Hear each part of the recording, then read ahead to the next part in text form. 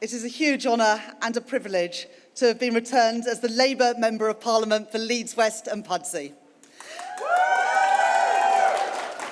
Let me begin by thanking the returning officer, the counting agents, the polling clerks and the police who make elections possible. Let me also thank the other candidates in this contest for the campaigns that they have run. I want to thank my team, all our Labour councillors and everyone who has volunteered in Armley, Bramley, Carvley, Farsley and Pudsey. I could never list all of those whose support and friendship I have been so grateful for these last 14 years or more. But special thanks must go to my election agent, Joe Fiddis,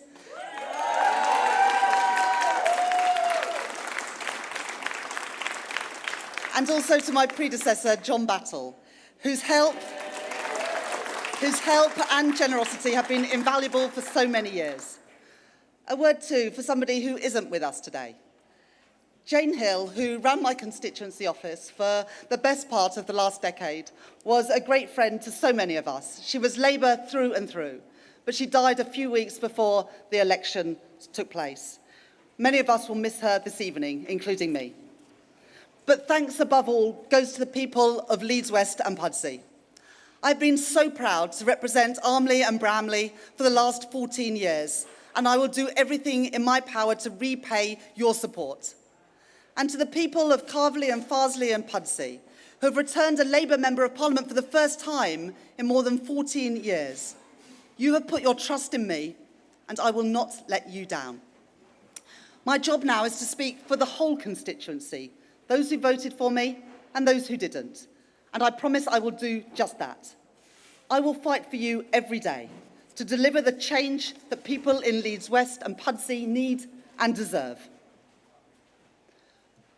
I do not want to preempt the results that are still to come. But if what we have seen so far holds out, then it is clear that the British people have voted for change. That in the coming hours, after 14 years, people will wake up to the prospect of a new government. The first Labour victory in nearly 2 decades. A page turned. A new chapter started. A chance to look ahead to a brighter future that seemed so remote for so long. You have put your trust in Labour. Thanks to Keir Starmer's leadership, a changed Labour Party in the service of ordinary working people. We have promised to end the chaos, to turn the page and to get to work on rebuilding our country, and we will do so. We have sought the opportunity to govern not for self-interest, but it's to serve in the national interest, to tackle the cost of living crisis and make work pay, to rebuild our health service and our schools, to drive growth in every part of our great country, and to restore the stability that Britain has sorely lacked for too long. But I know that the road ahead will not be easy. There are no quick fixes, and the hard choices lie ahead. We are under no illusions about the scale of the challenge that we face, or about the severity of the challenges that we will inherit from the Conservatives. It will come with a great weight of responsibility. I embrace it. It will demand hard work and harder choices. I am ready for them. And to those of you who have put your trust in us, we will not squander that trust. We have set out the first steps that we will take towards that better Britain and the missions to underpin a decade of national renewal. There is much to do. We have campaigned as we mean to go on, as a government of unity, not of division, a government of wealth creation, and a government in the national interest. Country first, party second. That is our promise to Britain. That is my promise to the people of Leeds West and Pudsey. We will not let you down. I will not let you down. And I can't wait to get started. Thank you very much.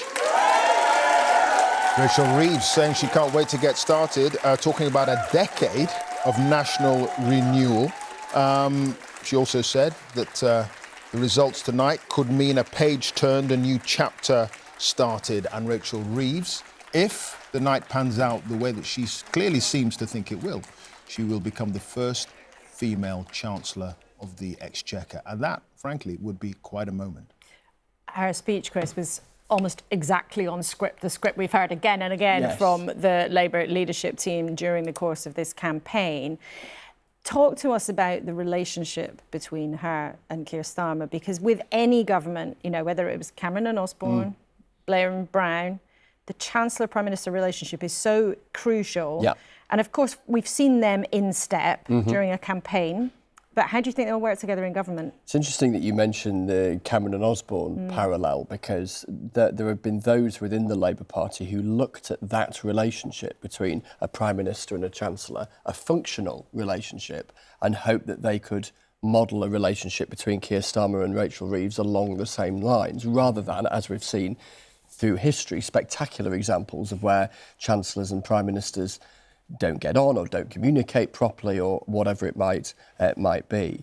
The two of them so far, let's see where the rigours of government might take them, have attempted to build themselves as this double act. And we've seen Rachel Reeves in the last few years charged with this mission of trying to convince the country that she and they can be trusted with the public's money. But as Clive, you were pointing to a few minutes ago, the challenge they're going to face is the challenges that we're all aware of in terms of the challenges the country faces, plus the limitations they've imposed on themselves because they felt that was necessary in order to reassure former Conservative voters to switch to Labour, in terms of what they can actually do and how they juggle that with any sense of expectation that might be attached to a whopping majority if that's where we end up by the morning.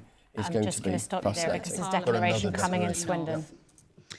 I, Sam Mowbray, being the acting returning officer at the above election, do hereby give notice that the number of votes recorded for each candidate at the said election is as follows. Andy Bentley, Green Party, 2,366. Flo Klukas, Liberal Democrat, 2,086. Debbie Hicks, Independent, 260. Scott Victor Abbas Hunter, Trade Unionist and Socialist Coalition, 139. Will Stone, Labour Party, 17,930. Justin Paul Tomlinson, the Conservative Party candidate, 13,827. Les Willis, Reform UK, 7,557. There were 124 rejected ballot papers, and the turnout at this election was 60.48%. And I do hereby declare that Will Stone is duly elected. So another Labour MP taken from the Conservatives, another government minister, this time Justin Tomlinson, taken out in the general election of 2024. You can see again, though, there was a strong showing for Reform, back in third place, but again, having polled many votes. And the majority there, still the kind of majority you'd expect in a kind of bellwether seat like that, 4,103. Just a very quick nugget. The Conservatives acknowledging what the Liberal Democrats were briefing 15-20 minutes ago about Chichester in Sussex. They expect to lose. So Gillian Keegan, the Education Secretary, expecting to lose. So the first Cabinet Minister to have gone. Yeah. Yeah. Back to Swindon North. Let's just give you a look at the share in the votes there. Labour up 10 points. The Conservatives down -27. Reform up 17. So that part of the story there in Swindon North. The Greens are on 2, Liberal Democrats down 3. But look at that swing from the Conservatives to Labour. 19%, way above what the exit poll was suggesting a little bit earlier. So Labour taking that seat, Swindon North, from the Conservatives. Another gain for Labour. OK, let's take a look at how some of these numbers might pan out across the board. Reeta, you've got a lot of names on the board. We're getting more data in slowly, but we are starting to be able to make a bit of a jigsaw out of it. We certainly are, Laura. I'm going to take a look at a couple of regions now, a couple of English regions. You can see here the southeast. These are the battleground seats based on the 2019 results. These are all the seats that were Conservative in 2019. They start in order, they're in order of marginality. So Wickham, Eastbourne, the most marginal, and they go down to safer seats for the Conservatives, including Basingstoke and Dover and Deal right down the bottom there. Now, in terms of results so far, what have we had in? Well, we've had the one in Eastleigh, which is a Lib Dem gain from the Conservatives, their second gain of the night after Harrogate.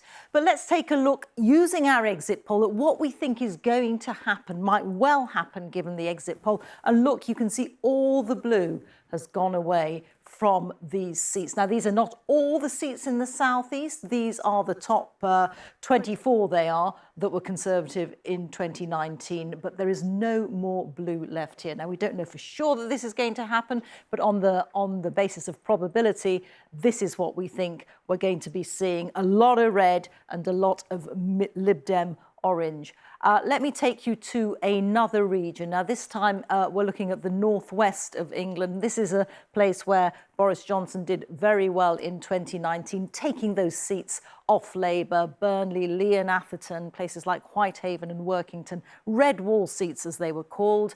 In terms of results, I think we're going to see a lot of white here. No results in quite yet. That's all going to change very significantly quite soon. But let's take a look at the 2024 forecast. And again, the blue disappears. Much more red here this time, but some Lib Dem potential gains as well. Cheadle, Hazel Grove, we are forecasting might well go Lib Dem. And Westmoreland, which the Lib Dems got last time round, actually, Tim Farron won that seat for the Liberal Democrats, but because of boundary changes, it is now what we call a notional Conservative seat, but we are forecasting that that could well go Lib Dem again. So, you know, that is another way of telling the story that we are telling repeatedly: a very bad night for the Conservatives. And you can see that specifically in these two regions. You absolutely can, Rita. Thanks so much. Margaret Hodge, a few details in some of those figures that should be pause for thought for Labour. The enthusiasm, perhaps, isn't necessarily there on some of the results with a low turnout, but also with the performance of reform in some of these cases. I just wonder if, despite the fact that the exit poll is saying that this is going to be a thumping majority and a magnificent majority, no question about that, going forward, there could be cause for concern.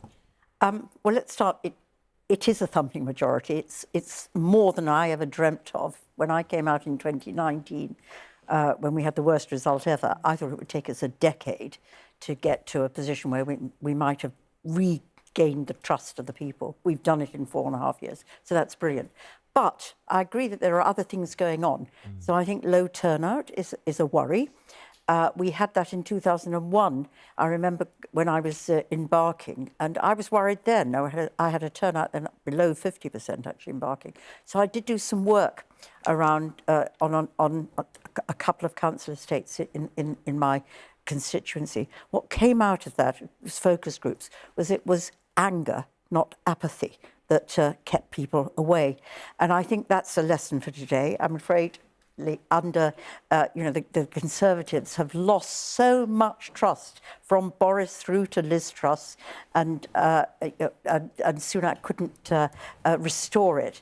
There's such a loss of trust in politics, and people are really, really angry. So it's a protest vote for reform. Reform for me is like the BNP was in Barking in the run-up to 2010. It's where people put their vote if they don't trust. So I do think that things are concerned. And let me just one further thing, which is why it's so important when this Labour government comes in that it sticks to what it said, that it holds true to what the commitments that we've made. And those that been in a couple of studios already tonight where people are saying, oh, we've got to be braver, we've got to be bolder. We've got to do what we said. We are going to stick to those clear fiscal limits. We're going to do what we can within them.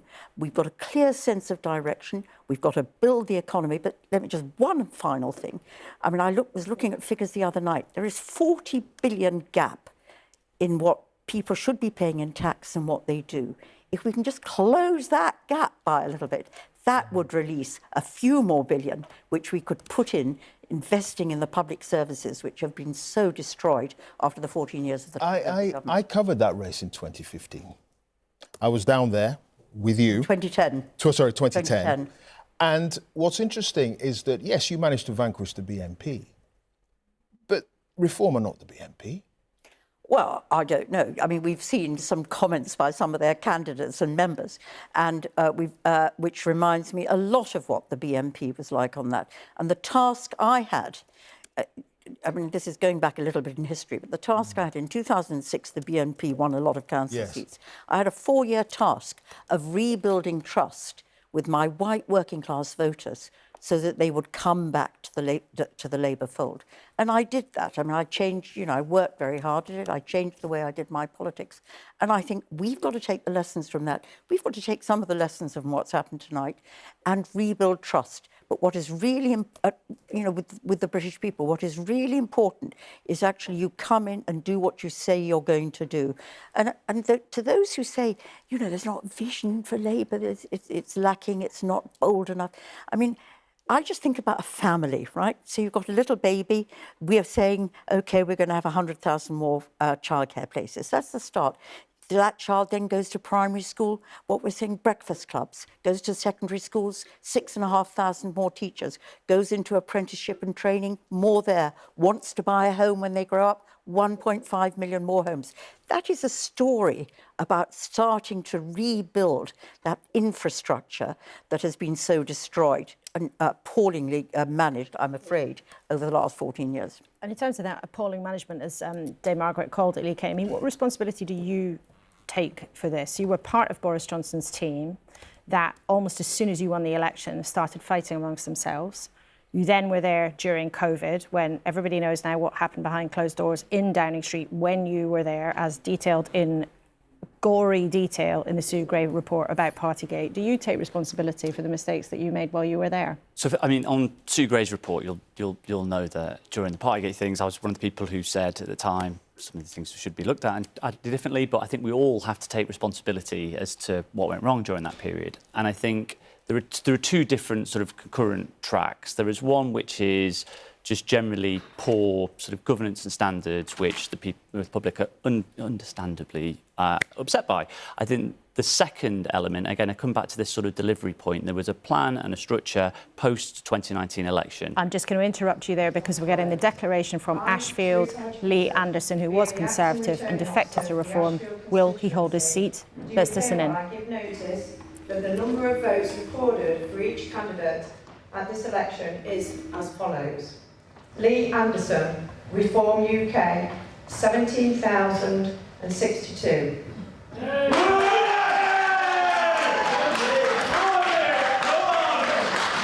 Alexander Coates, the Green Party, 1,100. Daniel Holmes, Liberal Democrats, 619. Ria Keane, Labour Party, 11,553.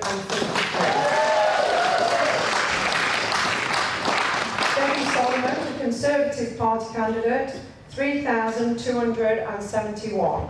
Well done, Debbie. Jason Zadrosny, the Ashfield Independents, putting people before politics, 6,276. The number of ballot papers rejected. So Lee Anderson becomes the first Reform MP of the night. He, of course, defected to Reform from the Conservatives. His majority there, 5,509, and again, a relatively low turnout. But the Conservatives, and an ex-Brexit Party representative there, beaten into 4th place, and Labour into 2nd place. So that Reform's first MP and first victory tonight. We're going to hear Lee Anderson now. Thank you. First of all, just a massive thank you to all the staff that's been here tonight helping. They worked incredibly hard, and all the people that's worked throughout this election campaign. Special thanks to Ashfield District Council. But the biggest thanks of the night goes to my wonderful team over there who have stood by my side and watched me being grumpy over the past 6 weeks. They've been fantastic, and I could not have done it without them. I stood in this town, my hometown, 4.5 years ago as a Conservative candidate and won. And I won comfortably, and the people of Ashfield backed me, and they now back me again as a Reform candidate for Ashfield. I said a few weeks back that there was going to be a reckoning on election night, and Ashfield, which is the capital of common sense, they are part of that reckoning. Now, this wonderful place which I call my home is going to have a massive say in how this country is shaped in the future. I want my country back, and Ashfield can play their part in that. Thank you. So, Lee Anderson, the first MP for the Reform UK tonight and ever. Lee Anderson there, as I say, started out as a local councillor there in Ashfield, went to the Conservatives, became an independent, now he's Reform. Chris? Well, it's the first on the board, isn't it, for Reform UK, and perhaps the first one that they would have looked to tonight, irrespective of the exit poll of a few hours ago, to see if their first MP, courtesy of a defection, could win on his own ticket, on a Reform UK ticket, and there he has, and done so with a reasonable margin of victory. Conservative vote there absolutely tiny, really, reduced to what was it, about 3,000. And yeah, that first bit of evidence that Reform are going to have a presence in the next Parliament. There's one or two other seats where we might have expected, on the basis of the exit poll, for them to perhaps do a little bit better than they did, but. They are going to be there. Lee Anderson is going to be there and making Reform's presence felt. It'd be interesting to see how many colleagues he has alongside him by the morning. And we're just seeing pictures of Clacton in the bottom right corner of your screen. The reason we're showing those scenes there in Clacton is not just that's because where Nigel Farage hopes himself to win an MP seat, which he's tried to do 7 times previously. He's trying to do it tonight as the leader of Reform UK, but we expect he might come out of that restaurant any moment now. So we are trying to see through the glass. I'm sure our team's on the ground have got some kind of tip-off that he is there.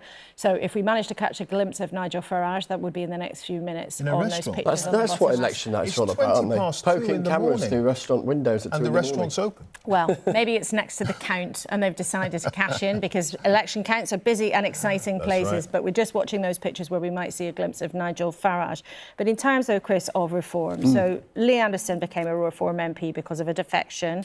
He's now shown significantly that he can win a seat in and of his own right. We'll remind people that our exit poll projected 13 seats. Yeah. John Curtice has given us a bucket of salt on that. We must remind people that could change very significantly. And yet, there's no question from some of the actual results we've seen so far, they are making a big dent in things. Yes, and so they will be able to make, irrespective of their number of seats in the House of Commons by breakfast time, a moral case that they are making an imprint in British politics and therefore should be part of the conversation that follows. How noisy that conversation will depend on the number of seats that they manage to win. But given the number of second places we've seen them ratchet up in the northeast of England, the expectation that they will advance beyond the seat that we've just seen declared there for Lee Anderson, they're going to be part of this conversation, aren't they? A conversation particularly on the right about how the right in its breadth, Conservatives, Reform and others, shapes up as a series of opposition voices to a Labour government. And the precise complexion of that will be fascinating once we get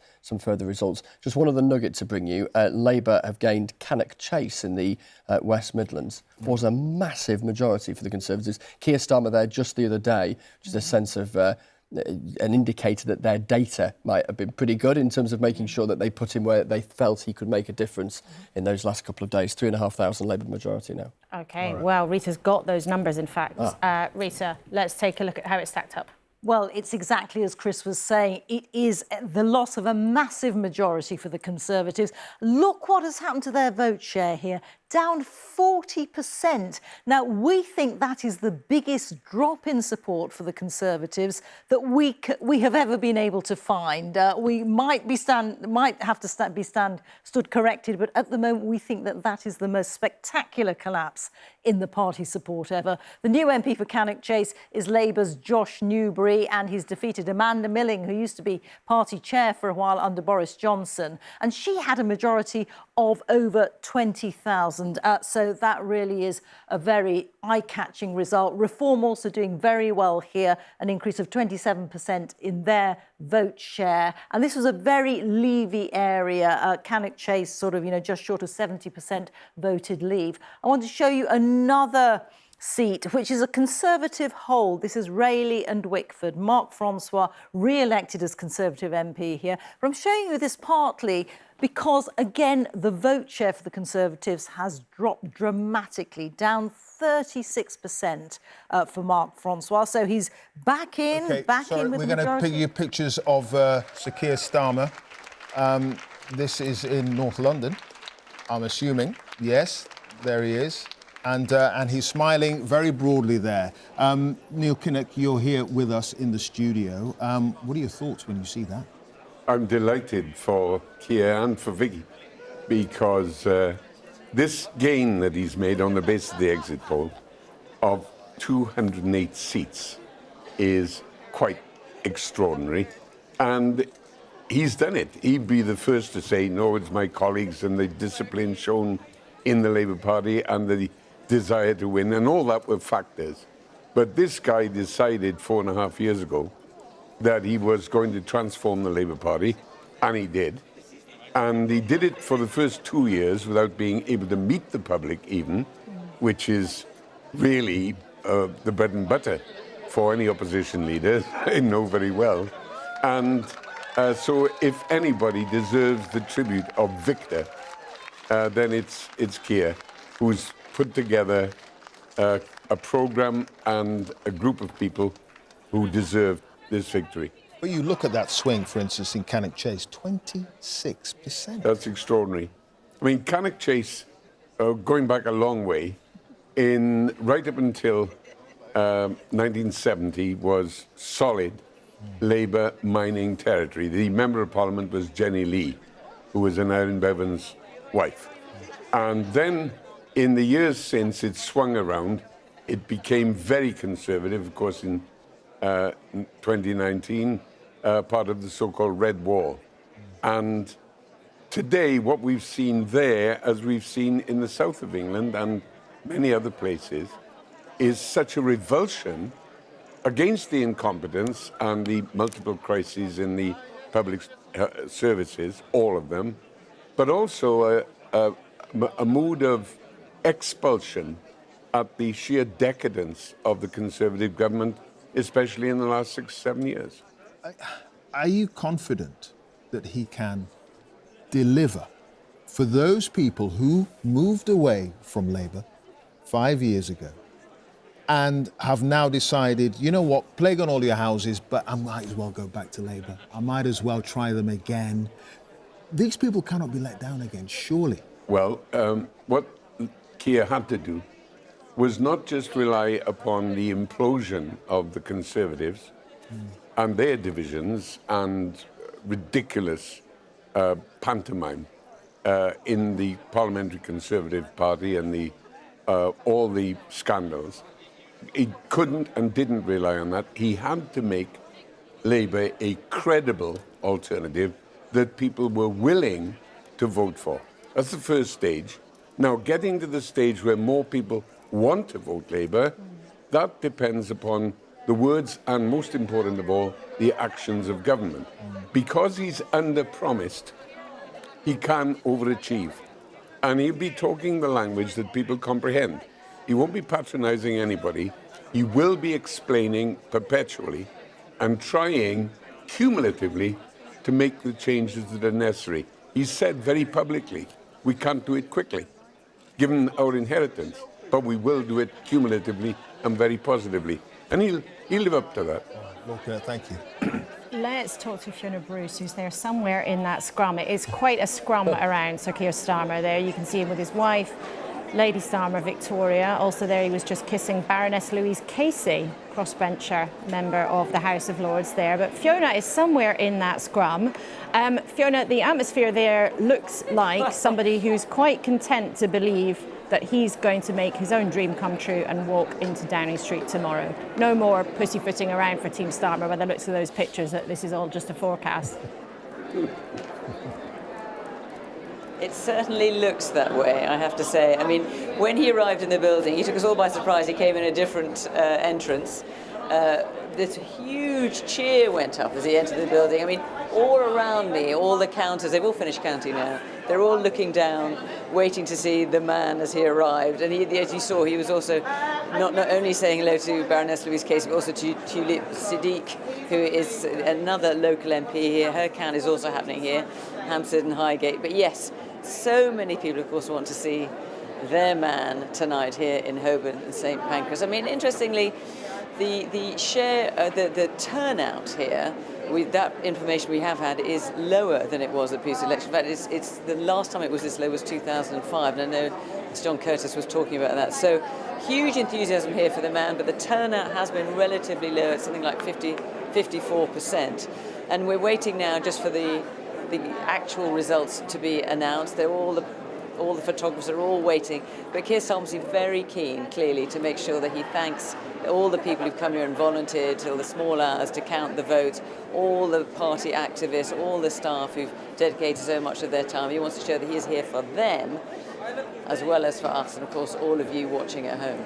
And we're just going to keep showing everybody at home all of those pictures as Keir Starmer makes his way through a very, very busy scrum there at King's Cross in central London. And Neil Kinnock, I can't imagine what must be going through your mind and going through your heart as you watch these pictures. But I just want to put to you a slightly trickier point. So our number crunchers under Sir John Curtice have discovered on this point, looking at the first three declarations in your beloved Wales, Labour support has gone down by 5 points. So what's gone wrong there? I'm not surprised in many ways, because there has been an organised and very deliberate and completely understandable, even though I don't agree with it, campaign against some of the policies of the Welsh Labour government in the Senedd in Cardiff, specifically and particularly the 20-mile-an-hour speed limit.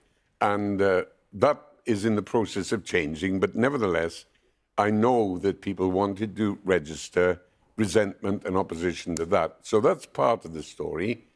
The difficulties encountered by the First Minister Von Athens, who got into trouble over some donations. Yeah, taking a donation which was legal and within the rules, but nevertheless alienated people. There's no doubt at all about that. There's a third factor, and it's difficult to audit it at this stage in proceedings. That'll come a bit later. And that is, I anticipate that partly because Labour's been in power in South Wales in the Senedd for 25 years, a proportion of those votes going to reform will come from the Labour Party. Most of them will come from the Tories.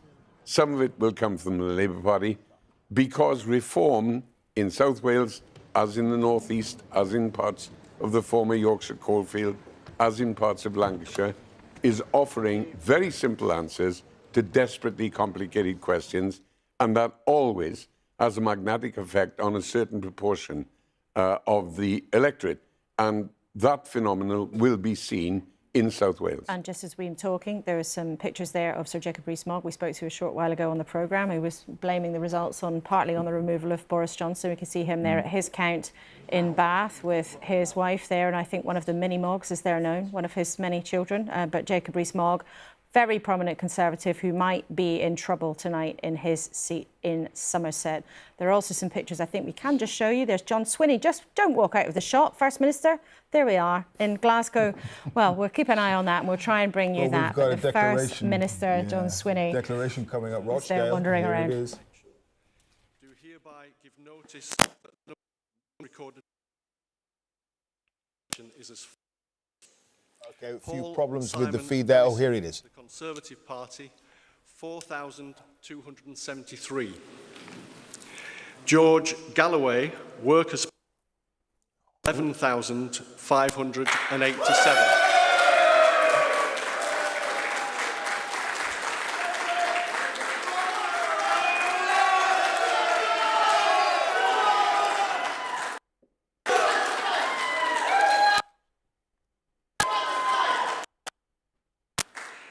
Michael David Howard, Reform UK. Right, OK, we're having enormous problems there getting a line from Rochdale. And we'll go there as soon as we have that result. Remember why it's an important constituency. George Galloway won that seat for the Workers' Party of Great Britain in February. Labour's Paul Wall was hoping to take that back. In Rochdale, the kind of place where Labour really would hope to be winning tonight, as they are in all parts of the country, as we've seen so far. Lots of results still to come in. But that's why that result in Rochdale is one that we have been looking at very, very closely. We've had some problems with the sound. Yeah. Let's just give another try. Let's listen in.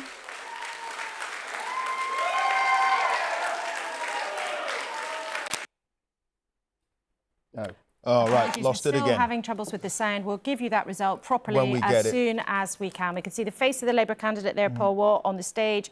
We don't want to guess and speculate and give you the wrong result. We'll get straight back there when we can. 30% of the voters there are Muslim voters as well, so one wonders how that is going to play into the final result with, of course, George Galloway there, the MP. We do now have the result. George Galloway, I'm told, is no longer the MP. He has lost that seat to Labour's Paul Wall. And if we can just show you Neil Kinnock here punching the air. He is repulsive. Galloway is repulsive. He always has been. And I've known him since... He was a thorn in your side. Oh, he was never a thorn in my side, but because he didn't count. But and I couldn't find a good reason to chuck him out, which used to infuriate me. But I've known him since 1983, and he is repellent. Why do you say that? Well, he's such a chancer. Okay, he's so superficial. Neil, we're going to come in here because we've got a declaration in Kilmarnock. Being the returning officer for the UK parliamentary election for the Kilmarnock and Loudon constituency, hereby declare the total number of votes cast for each candidate in the said election was as follows. Alan Brown, Scottish National Party, 13,936. Jordan Cowie, Scottish Conservative and Unionist, 3,527. Bex Glen, Scottish Greens, 1,237. Lillian Jones, Scottish Labour Party, 19,055.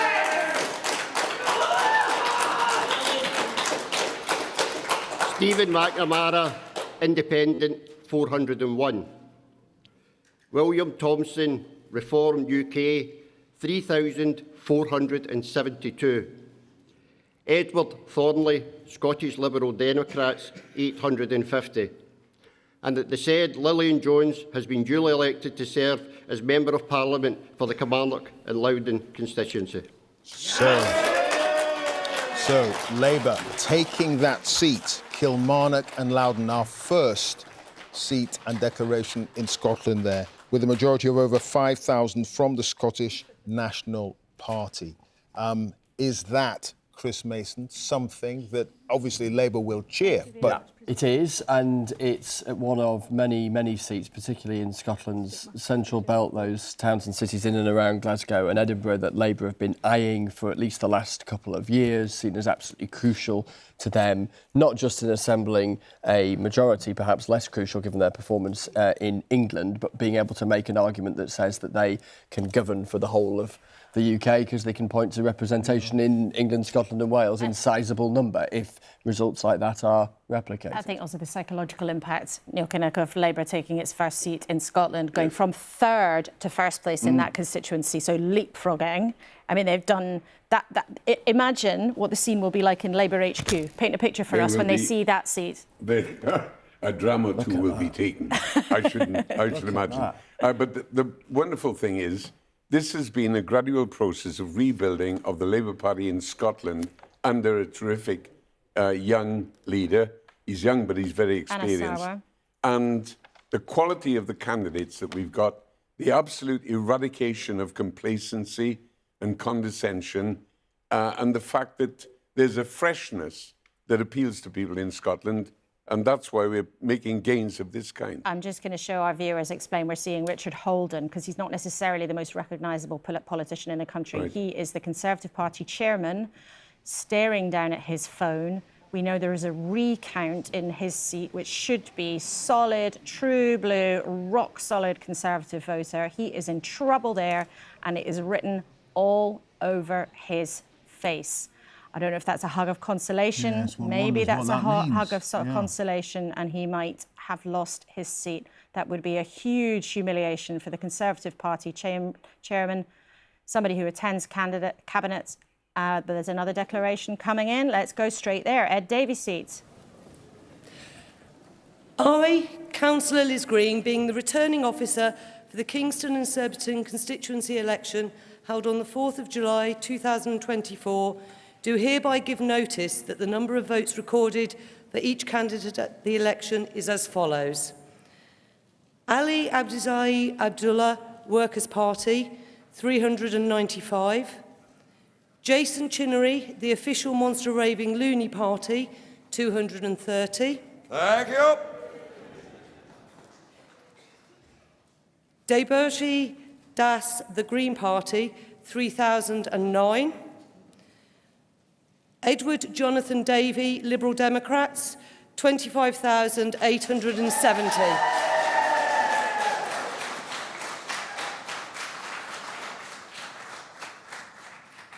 Helen Margaret Edward, the Conservative Party candidate, 8,635.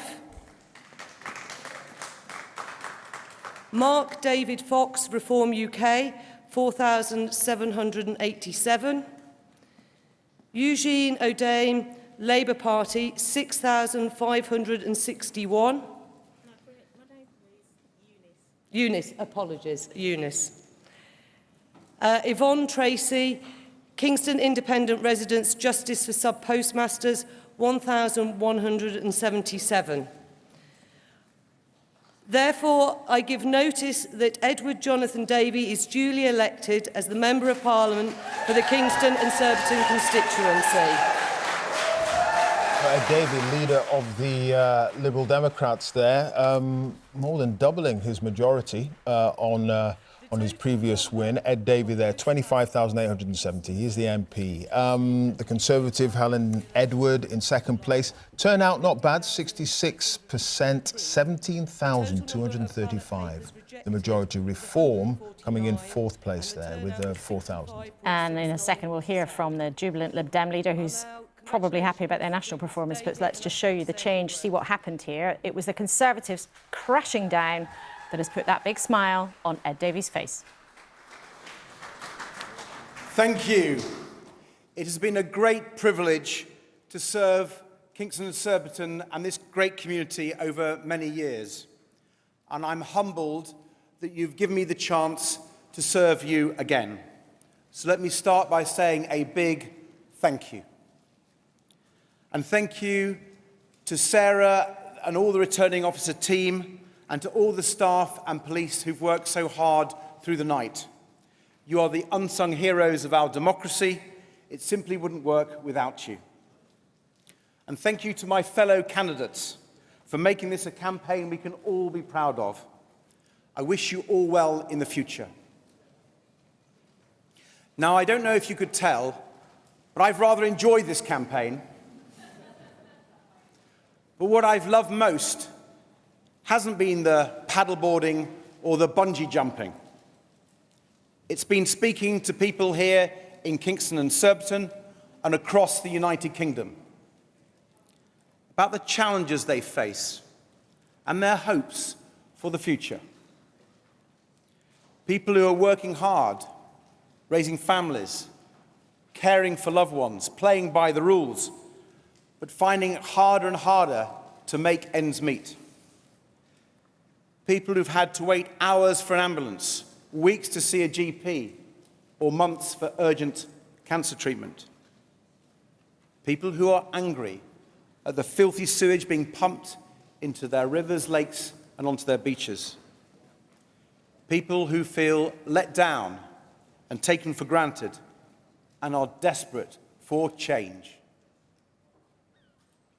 Many of them have turned to the Liberal Democrats, in some cases for the first time at this election, and we want to be your champions. We've listened to you, and we've heard you loud and clear. We've put your concerns at the heart of our campaign. Number one amongst them, fixing the health and care crisis, so that you can see a doctor or find an NHS dentist when you need them, and so your loved ones get the high-quality care when you need it, where you need it. And that's what Liberal Democrat MPs will fight for every day in the next Parliament. I've shared my own caring story during this campaign, and I've been overwhelmed by the response, especially from fellow carers. People looking after their loved ones who've got in touch to say, that's my story too. And I'm grateful that we've been able to bring caring out of the shadows in this campaign. And we will continue to stand up for a society where we value care and properly support carers, because we cannot afford not to. Let me finish by thanking my wonderful family, even though I hope they're sound asleep. Emily, I love you, and I could not have done this without you. Ellie and John, I love you so much. And to our fantastic team, thank you so much. This would not have happened without you. My election agent, Simon Drage, organiser, Cosmo Lupton. Sir Ed Davey there, thanking all those who supported him. We want to be your champion, he said in that victory speech, holding his seat there, Kingston and Surbiton, with a vastly increased majority. So, from the outskirts of southwest London, we've seen a nervous-looking Jacob Rees-Mogg in Bath, and underneath that, Emily Thornberry, another member of Keir Starmer's shadow cabinet, likely to be heading for cabinet, speaking at her account in Islington. But while Ed Davey was making his speech, the deputy leader of the Labour Party, Angela Rayner, held her seat in Ashton-under-Lyme, and she's been speaking too. Let's hear what she had to say. Can I give my sincere thanks to the returning officer and the team who worked so hard to give this result. And I give the same thanks to the police who have kept us safe and all the other public servants who make our democracy work. I would also like to thank the other candidates, because democracy only works when people put themselves forward for office. I want to also say a few words of thanks to my family, my friends, the whole Labour team, and all those that have supported me, especially my agent, Jed Cooney. You have been such a source of strength to me, not just over the last weeks, but throughout my political life. You've stood by me, you've had my back, and now I hope to do you proud in a Labour government.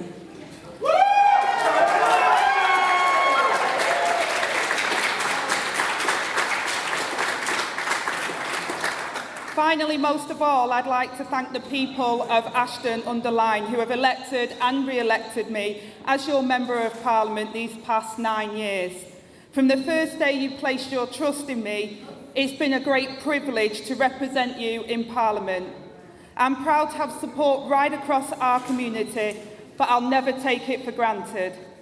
So let me say to all those parents doing the most important job there is, raising the next generation, to the small businesses who tirelessly toil every day in the engine room of our economy, to the working people who are the bedrock of our country, there is no greater honour than to serve you. Throughout my life, I have faced challenges, but I've also seen the power that comes from our community. The people on Bridgehall Estate who have always known me as our Ange, the teachers who have had faith in me, the carers who I worked alongside, and the trade unionists I stood alongside. From all of them, I learned that by working together and never taking no for an answer, we can make change and make a difference. As they helped me when I needed it, I am now humbled to have the opportunity to make the difference for others. Because to represent this constituency is a privilege, but it is also a duty, one that I intend to fulfil. Ashton Underline, Greater Manchester. Let's go to Clacton. These are live pictures. To an end to division and to... Would you like to be leader of the Conservative Party now, Mr. Murray? Conservative Party? What a terrible idea. Just stay down. Come up, please. Come up, stay down.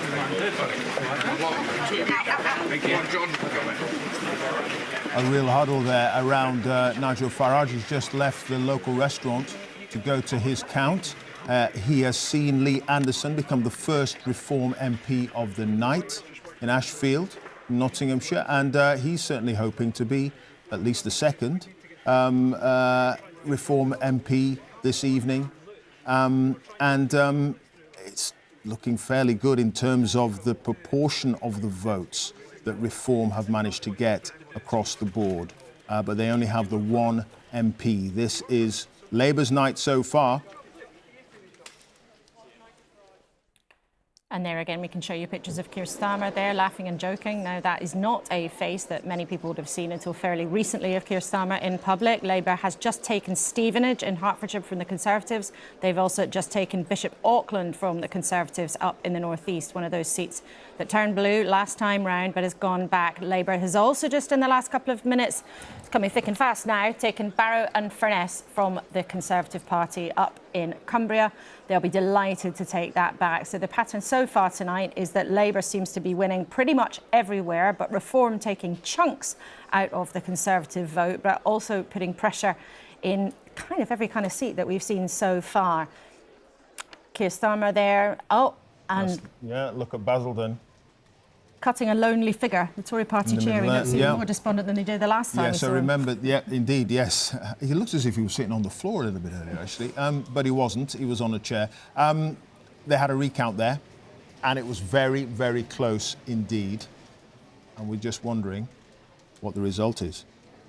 His aide or colleague shrugging. We don't know if they're shrugging to say, we don't know what's going on, or if they're shrugging to say, you're sorry.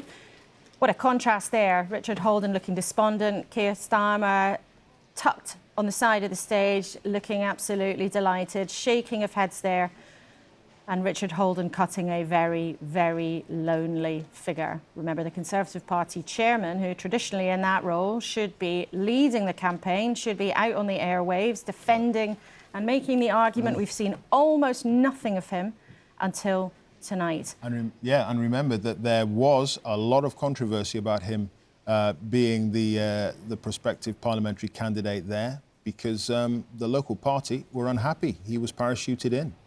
Pacing up and down. He's actually making a moral judgment because he abandoned a seat up in County Durham. Well, it was scrapped, wasn't it? It was scrapped as the boundaries were redrawn. But I know that the neighbouring Conservative who was retiring asked if he wanted to appear in that seat. He was invited, I was told, 8 times by the constituency party. And don't forget, he was chairman of the Conservative Party to be their candidate. And he went south to this seat, and he might squeak it, he might lose it. But I think the electorate have made a moral judgment about it. Just tell us, though, Neil, because you can see the Labour candidate there also looking anxious, looking at those bundles of paper. Yeah. What's it like at a recount? Well, the only recount I ever experienced, and it gave my mother-in-law chickens, because she was up there in Anglesey, and there was a recount announced in my constituency. It was actually about the Tory deposit, and which they lost. And she was very relieved because in those days, without mobile phones, she had no means of communicating. Right. So she did the intelligent thing and called the police station. and the police were very kind. We had lovely coppers. And they phoned her back and told her what was going on. Well, just while we are watching these pictures, another few results coming in for the Labour Party. They've taken Thurrock from the Conservatives. That's something they'll be delighted about. Thurrock in Essex, the Labour Party has taken that in the last couple of minutes. I also think that they have just taken Scunthorpe as well. The new MP, Nick Dakin, who used to be in Parliament some time ago, they've taken that from the Tories with another whopper of a swing of 15%. So we are getting into the part of the night. We can see Richard Tice, senior member of Reform there, but we are starting to get into the night where things start to come in thick and fast. We're going to start getting a flood of results. Yeah, the sort of night of 1,000 stories really kicks into gear, doesn't it? At, nearly 3 o'clock in the morning. I'm hearing the Lib Dems have won in Bicester and Woodstock in Oxfordshire. A little detail there is that the Conservative candidate is Rupert Harrison, who used to be a senior advisor to George Osborne when Mr Osborne was Chancellor. Did you say the Lib Dems think they've won it? Yeah. Oh, interesting. Yeah, very interesting. Let's go back to Clacton. Alex Forsyth is there. It looks as if, with Mr Farage having left the local restaurant and turned up at the count, we may be getting a result soon, Alex? Yeah, Clive, I think it's pretty imminent now. You might be able to see the distance behind me, Mr Farage, with a group of supporters. He's just talking to his election agent as we speak. As you say, he's been at a local restaurant this evening. He says to thank the people of Clacton. I think we're about 10-15 minutes away from the declaration, but in all honesty, everybody here that I've spoken to so far thinks it is highly likely that on his 8th attempt, Nigel Farage will eventually become an MP in Westminster, the MP for Clacton. We'll have to wait for the official result, but I've spoken to several people that seem to think now that that is the most likely outcome. And of course, that would be, so far this evening, the party's second MP to be elected, because of course we saw that result with Lee Anderson in Ashfield. So at the moment, I mean, the excitement, the temperatures just stepped up a few notches in this room. I have to tell you, the press have all flooded down to this pen at the end of the count hall, and you can see Mr Farage in the distance consulting with some of the Reform UK supporters and his election agent. The counting's sort of wrapping up now in the hall behind me, and I think, I'm told, we'll get the declaration within the next 10 minutes or so, so that could be a really significant moment for Nigel Farage. Tried several times to become an MP. This could be it. We're also looking at pictures on the screen there of Richard Tice, chairman of Reform UK. Stepped back from leading the party so that Nigel Farage could enter the race. Reform, the way that they've been nibbling away at the Conservatives and indeed at Labour as well over the course of the evening. Very interesting indeed. But we're now going to a declaration here. And this is Holborn and St Pancras. This is Sir Keir Starmer's seat. Smiling away there just as we wait for the results of his count. But I think everybody can see from his face what has happened, not just in his own constituency, where there was never any chance that he would have had a problem, but of course the pattern that he is seeing right across the country. Labour turning seat after seat red. I, Jenny Rowlands, being the acting returning officer at the election held in the Holborn and St Pancras constituency on the 4th of July 2024, do hereby give notice that the number of votes cast for each candidate in the election was as follows. Nick, the Incredible Flying Brick, the official monster raving loony party, 162. Charlie Clinton, Liberal Democrats, 2,236. Andrew Joseph Feinstein, 7,312. Wise Islam Independent, 636. Senthul Kumar Independent, 40. Mireen Malik, the Conservative Party candidate, 2,776. John Edmund Poynton, UK Independence Party, 75. David Roberts, Reform UK, 2,371. Tom Scripps, Socialist Equality Party, 61. Bobby Elmo Smith, 19. David Robert Stansell, Green Party, 4,030. Keir Starmer, Labour Party, 18,800.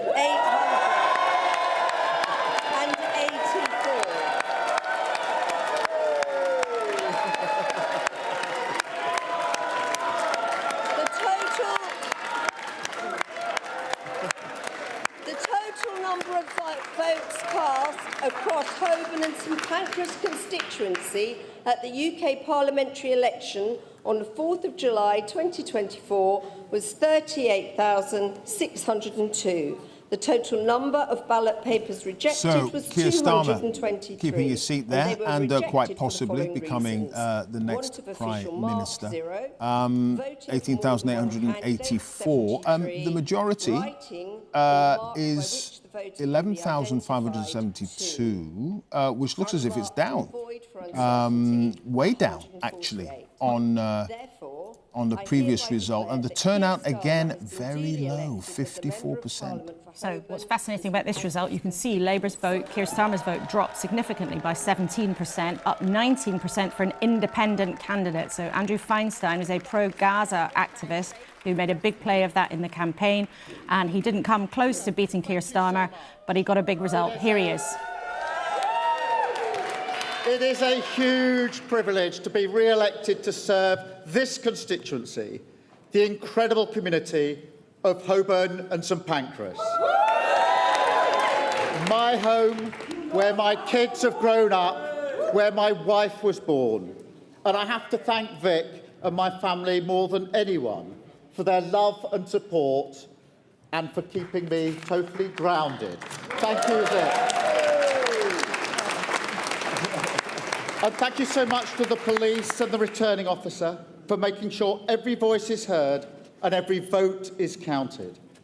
And thank you to Andy White, a fantastic agent, the campaign team, the local party, and all the volunteers who've worked so hard over the last 6 weeks and beyond.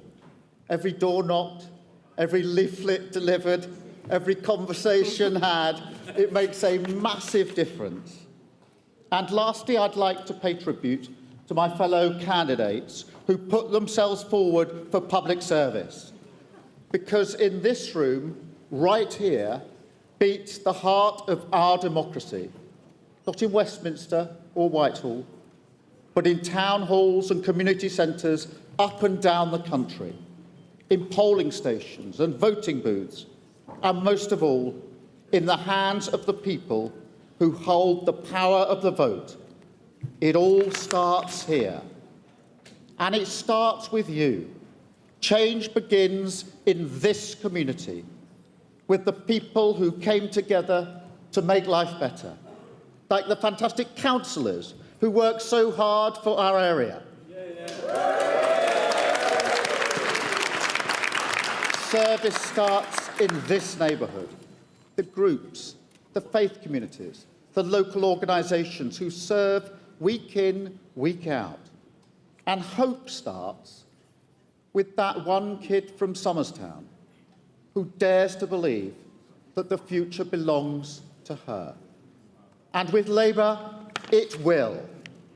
Because I promise this, whether you voted for me or not, I will serve every person in this constituency.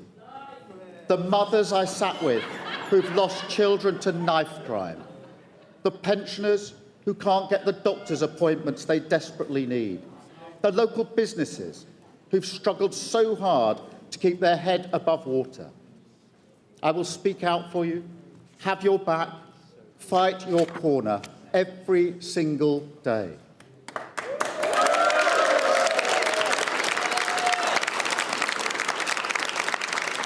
Because tonight, people here and around the country have spoken, and they're ready for change, to end the politics of performance, a return to politics as public service. The change begins right here, because this is your democracy, your community, and your future. You have voted. It is now time for us to deliver. Thank you very much. So Sir Keir Starmer there at his own count, his majority eaten into by a conflict many miles away, an independent candidate pushing the cause of Gaza. But he talked there, Sir Keir Starmer, about public service, about change, some of the watchwords of what has been an incredibly disciplined campaign by the Labour Party.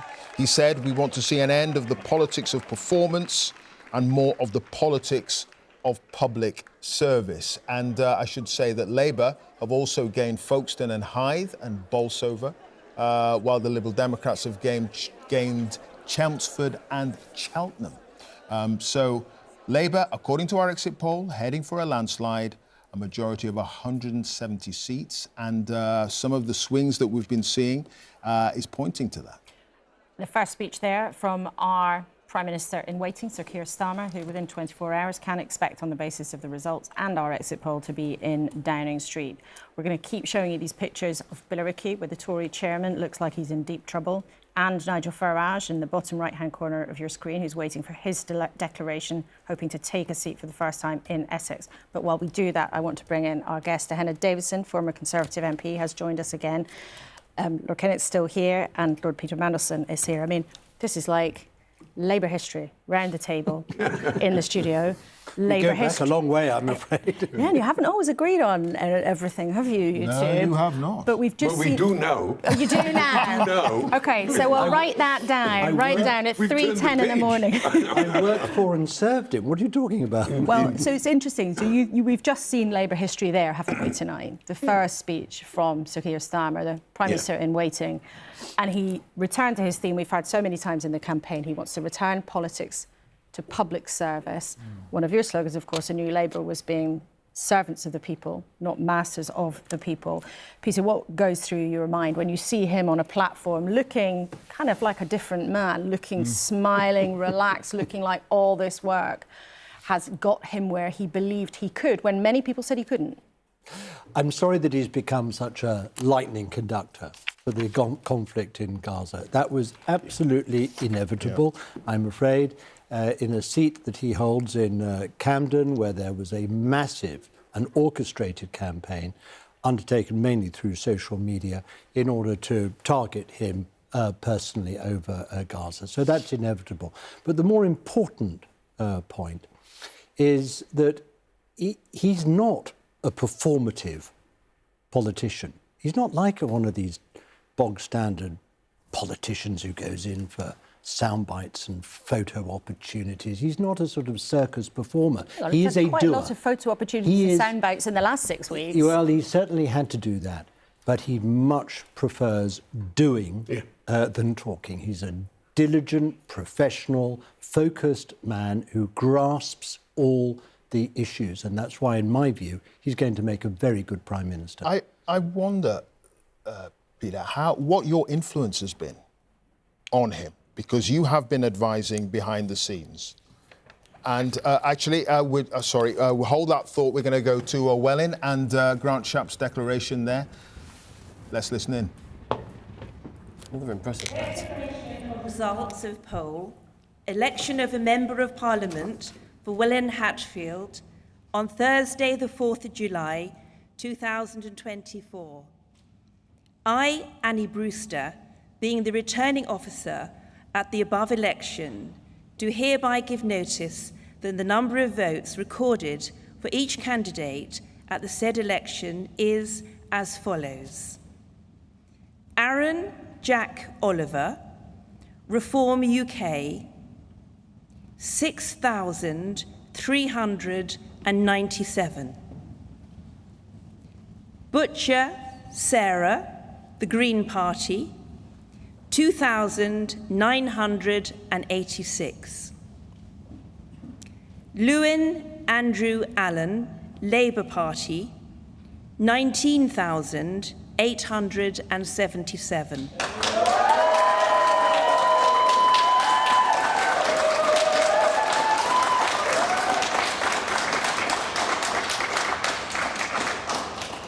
Munro John Peter, Liberal Democrats, 3,117. Shapps Grant, the Conservative Party candidate, 16,078.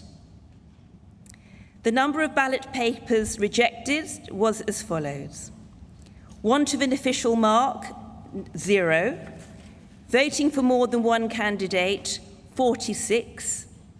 writing or mark by which voter could be identified. So Grant Shapps, who has been the Defence Minister and has done lots of different jobs in Cabinet, has been knocked out by the Labour Party in his constituency of Welland Hatfield, affluent commuter belt area, not too far from London in Hertfordshire, but he is beaten by the Labour Party, with a majority cut to 3,799. So Grant Shapps, the 6th Minister to lose tonight. Yeah, we certainly want to hear what he's got to say. The Labour share of the vote, 41%. The Conservatives, 33%.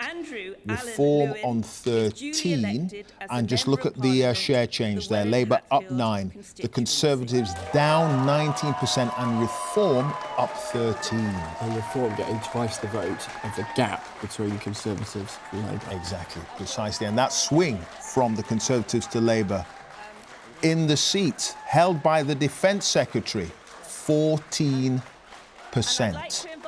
14%. So there'll be the speech from the winning candidate there, of course, the Labour candidate and new MP, Andrew Lewin. But we'll come back to Grant Shapps when we hear from him. Let's take you to another declaration in Chingford. Will Ian Duncan-Smith be the latest senior Conservative to lose Chris out? Brody, Let's listen in. Green Party, 1,334.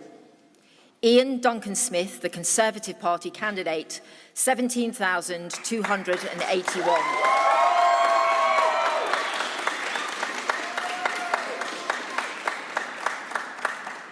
Josh Hadley, Liberal Democrats, 1,275. Paul Lugery, Reform UK, 3,653. Faiza Shaheen, Independent, 12,445.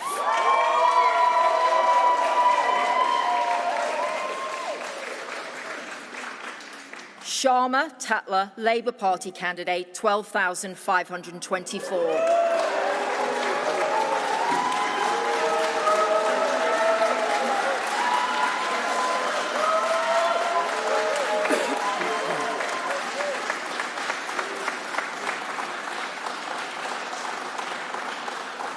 Therefore, I give public notice that Ian Duncan-Smith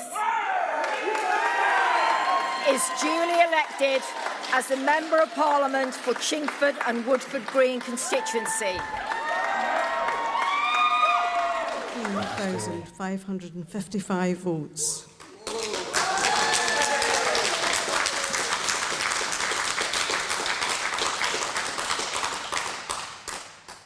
Robert Davis, Reform UK, 3,039 votes. Duncan Dunlop, Scottish Liberal Democrats, 2,649 votes. Scott Alexander Hamilton, Scottish Conservative and Unionist, 5,335 votes.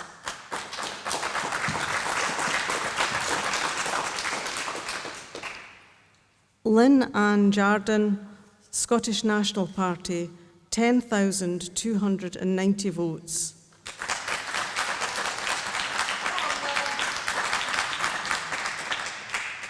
George Caravan, Alba Party, 557 votes. Shona McIntosh, Scottish Greens, 2,477 votes.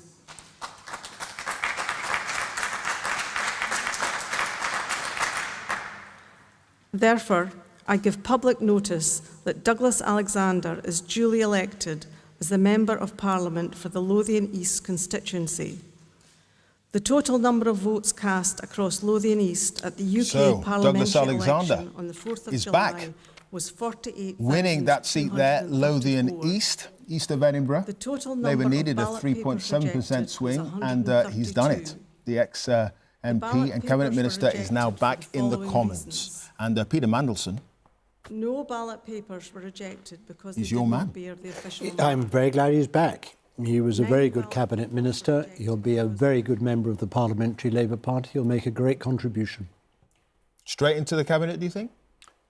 That would surprise me, but, you know, as these appointments aren't up to anyone other than Keir Starmer, I suggest you call him. Well, of course, at any point, what would you advise? I would advise that, I mean, unless there's some gap in the cabinet, if some member of the shadow cabinet, for whatever reason, loses their seat. I mean, they're a very, very good team. They know their portfolios. They know their files extremely well. I'd be surprised if they're not translated into office as members of the cabinet. Let's listen to Grant Shapps, who's just lost his seat. On your victory this evening, tonight, you will take over the mantle of representing Welland Hatfield, a privilege that I've had for the past 19 years, after I won my seat on my second attempt and 5 times in total. I know that you will represent the people to the very best of your ability, and I wish you well as you take up the baton. In addition to representing Welland Hatfield, I have also had the honour to have served in more cabinet posts than most. From party chairman to transport secretary, home secretary, briefly, to business secretary, energy secretary, and of course, currently defence secretary. I want to pay tribute on that last one to the selfless courage of the men and women of this country who served in our armed forces. I've had the privilege to work with them. And there's no more important task for any government than to defend the realm, and my proudest achievement in government has been to secure that very large multi-billion-pound additional funding to increase our armed forces spending. It's clear tonight that Britain will have a new government in the morning, and I am extremely concerned that unless it quickly commits to spend 2.5% of GDP on defence, our armed forces may suffer, and so will our friends in Ukraine. If there's something that I'm incredibly proud about in Britain today, it's our staunch and unwavering support for Ukraine and its democracy. And that must never waver, even through a change of government here at home. What is crystal clear to me tonight is that it's not so much that Labour won this election, but rather that the Conservatives have lost it. On door after door, voters have been dismayed by our inability to iron out our differences in private and do that and then be united in public. Instead, we've tried the patience of traditional Conservative voters with a propensity to create an endless political soap opera out of internal rivalries and divisions, which have become increasingly indulgent and entrenched. Today, voters have simply said, if you can't agree with each other, then we can't agree to vote for you. We forgot a fundamental rule of politics, that people do not vote for divided parties. Now, for the sake of the United Kingdom, I very much wish this new government well, but for the sake of a strong democracy, the Conservative Party needs to play its part too, by recognising what has gone wrong and using its time in opposition to refresh and rebuild. The Conservative Party should have a natural advantage, that of being at our best a party that mirrors the aspirations and hopes of the hard-working British people. But there's a danger that we now go off on some tangent, condemning ourselves and the public to years of lacklustre opposition that fails to hold the government to account effectively. We must not let this happen.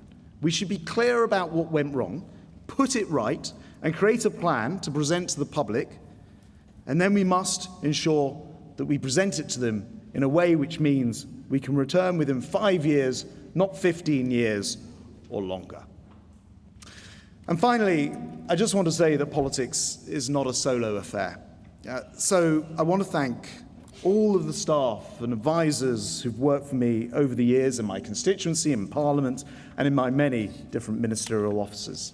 To my agent, Nat Chapman, and all of those who've filled his role before him, to the thousands of voluntary party workers who've helped me over the years, and of course to my family, my wife, Belinda. A visibly shaken Grant Shapps there, sometimes seen as one of the very reliable, strong communicators in the Conservative Party, looking really quite shaken by what has happened to him tonight. He's lost his seat of Welland Hatfield, one of those kinds of seats that was Conservative for a long time under him and has now been captured by the Labour Party. They'll be delighted with that scalp there, but a strong message from him, the first losing Cabinet Minister to publicly say, we have lost it. There will be a new government in the morning.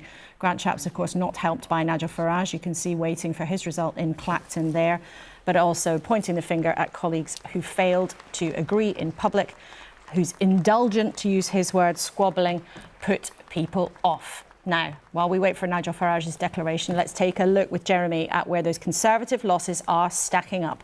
In what corners of the country? Jeremy.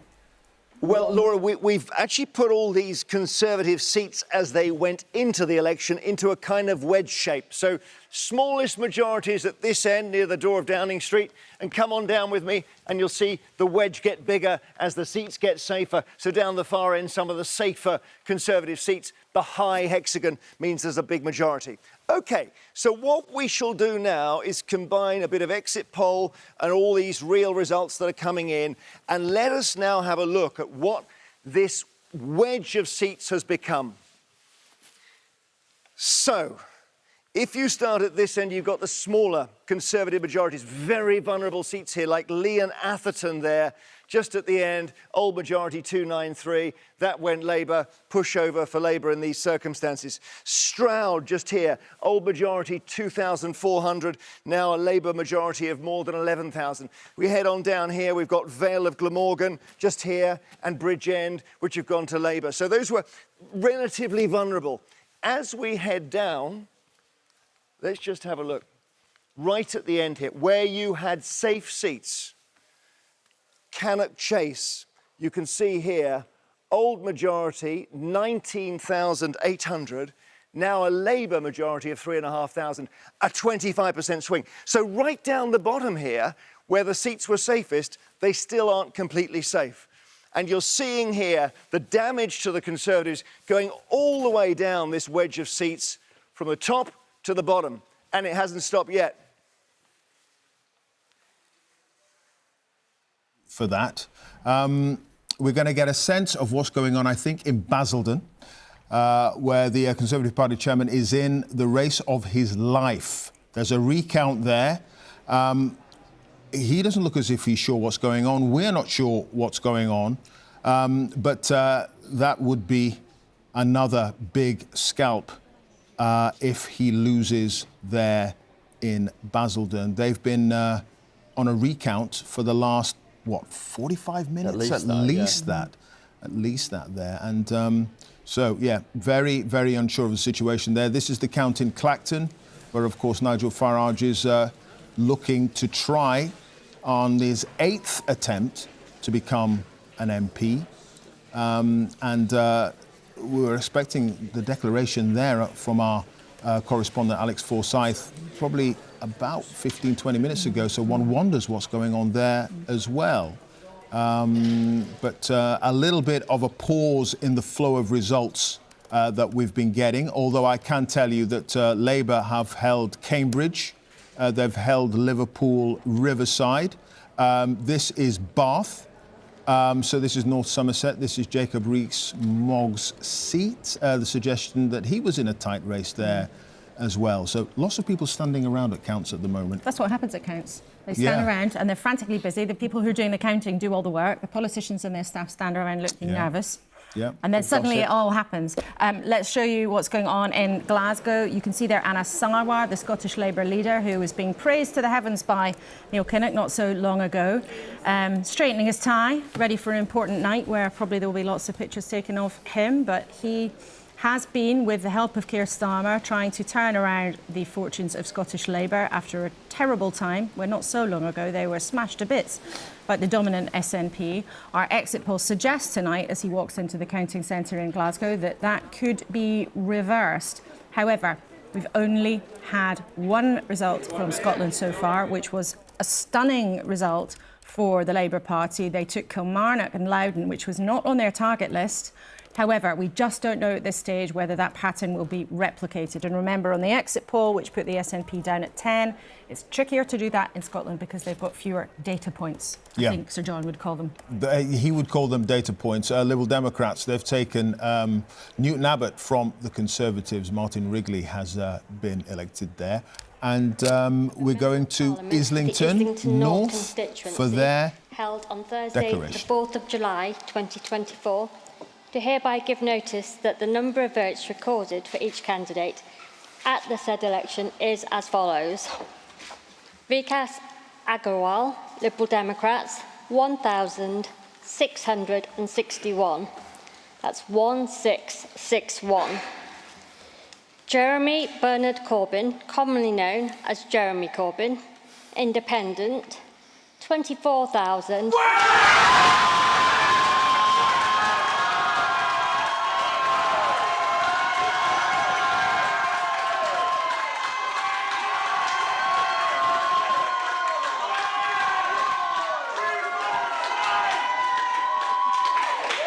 That's 24,120. That's 24120. Karen Ann Harries, the Conservative Party candidate, 1,950. 1950. Paul Dominic Jostling, 32. 32. Sheridan Virginia Cates, commonly known as Sheridan Cates, Green Party, 2,660.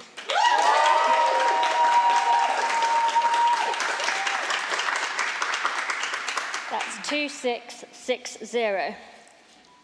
Praffel Nagan, Labour Party, 16,873.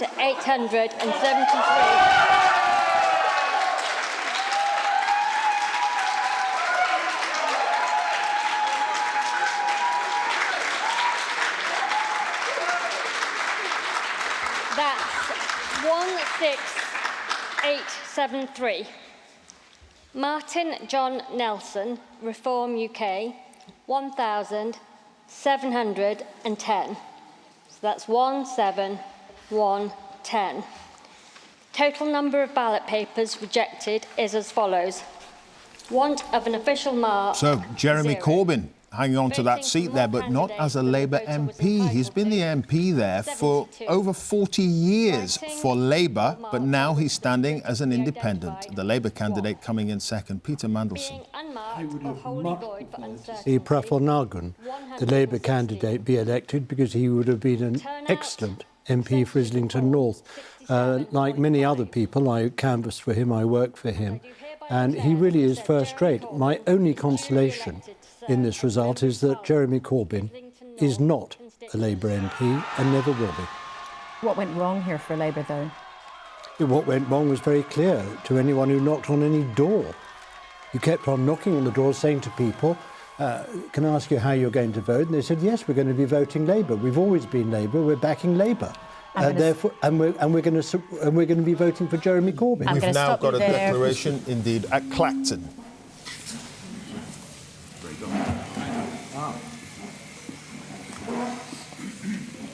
Okay.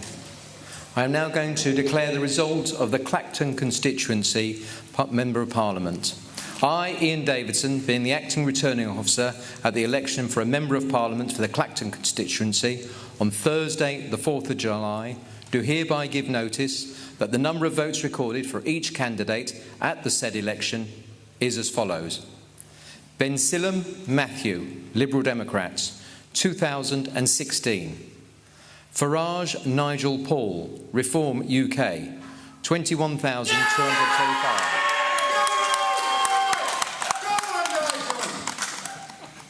Jameson Craig, Climate Party, 48. Mac Tony, Independent, 317. Osborne Natasha, Green Party, 1,935. Owusa Nepal Jovan, Labour Party, 7,448. Pat Anastu Tassos Heritage Party, 33. Pemberton Andrew, UKIP, No to Illegal Immigration, 116. Watling Giles Francis, the Conservative Party candidate, 12,820. The number of ballot papers rejected was 111.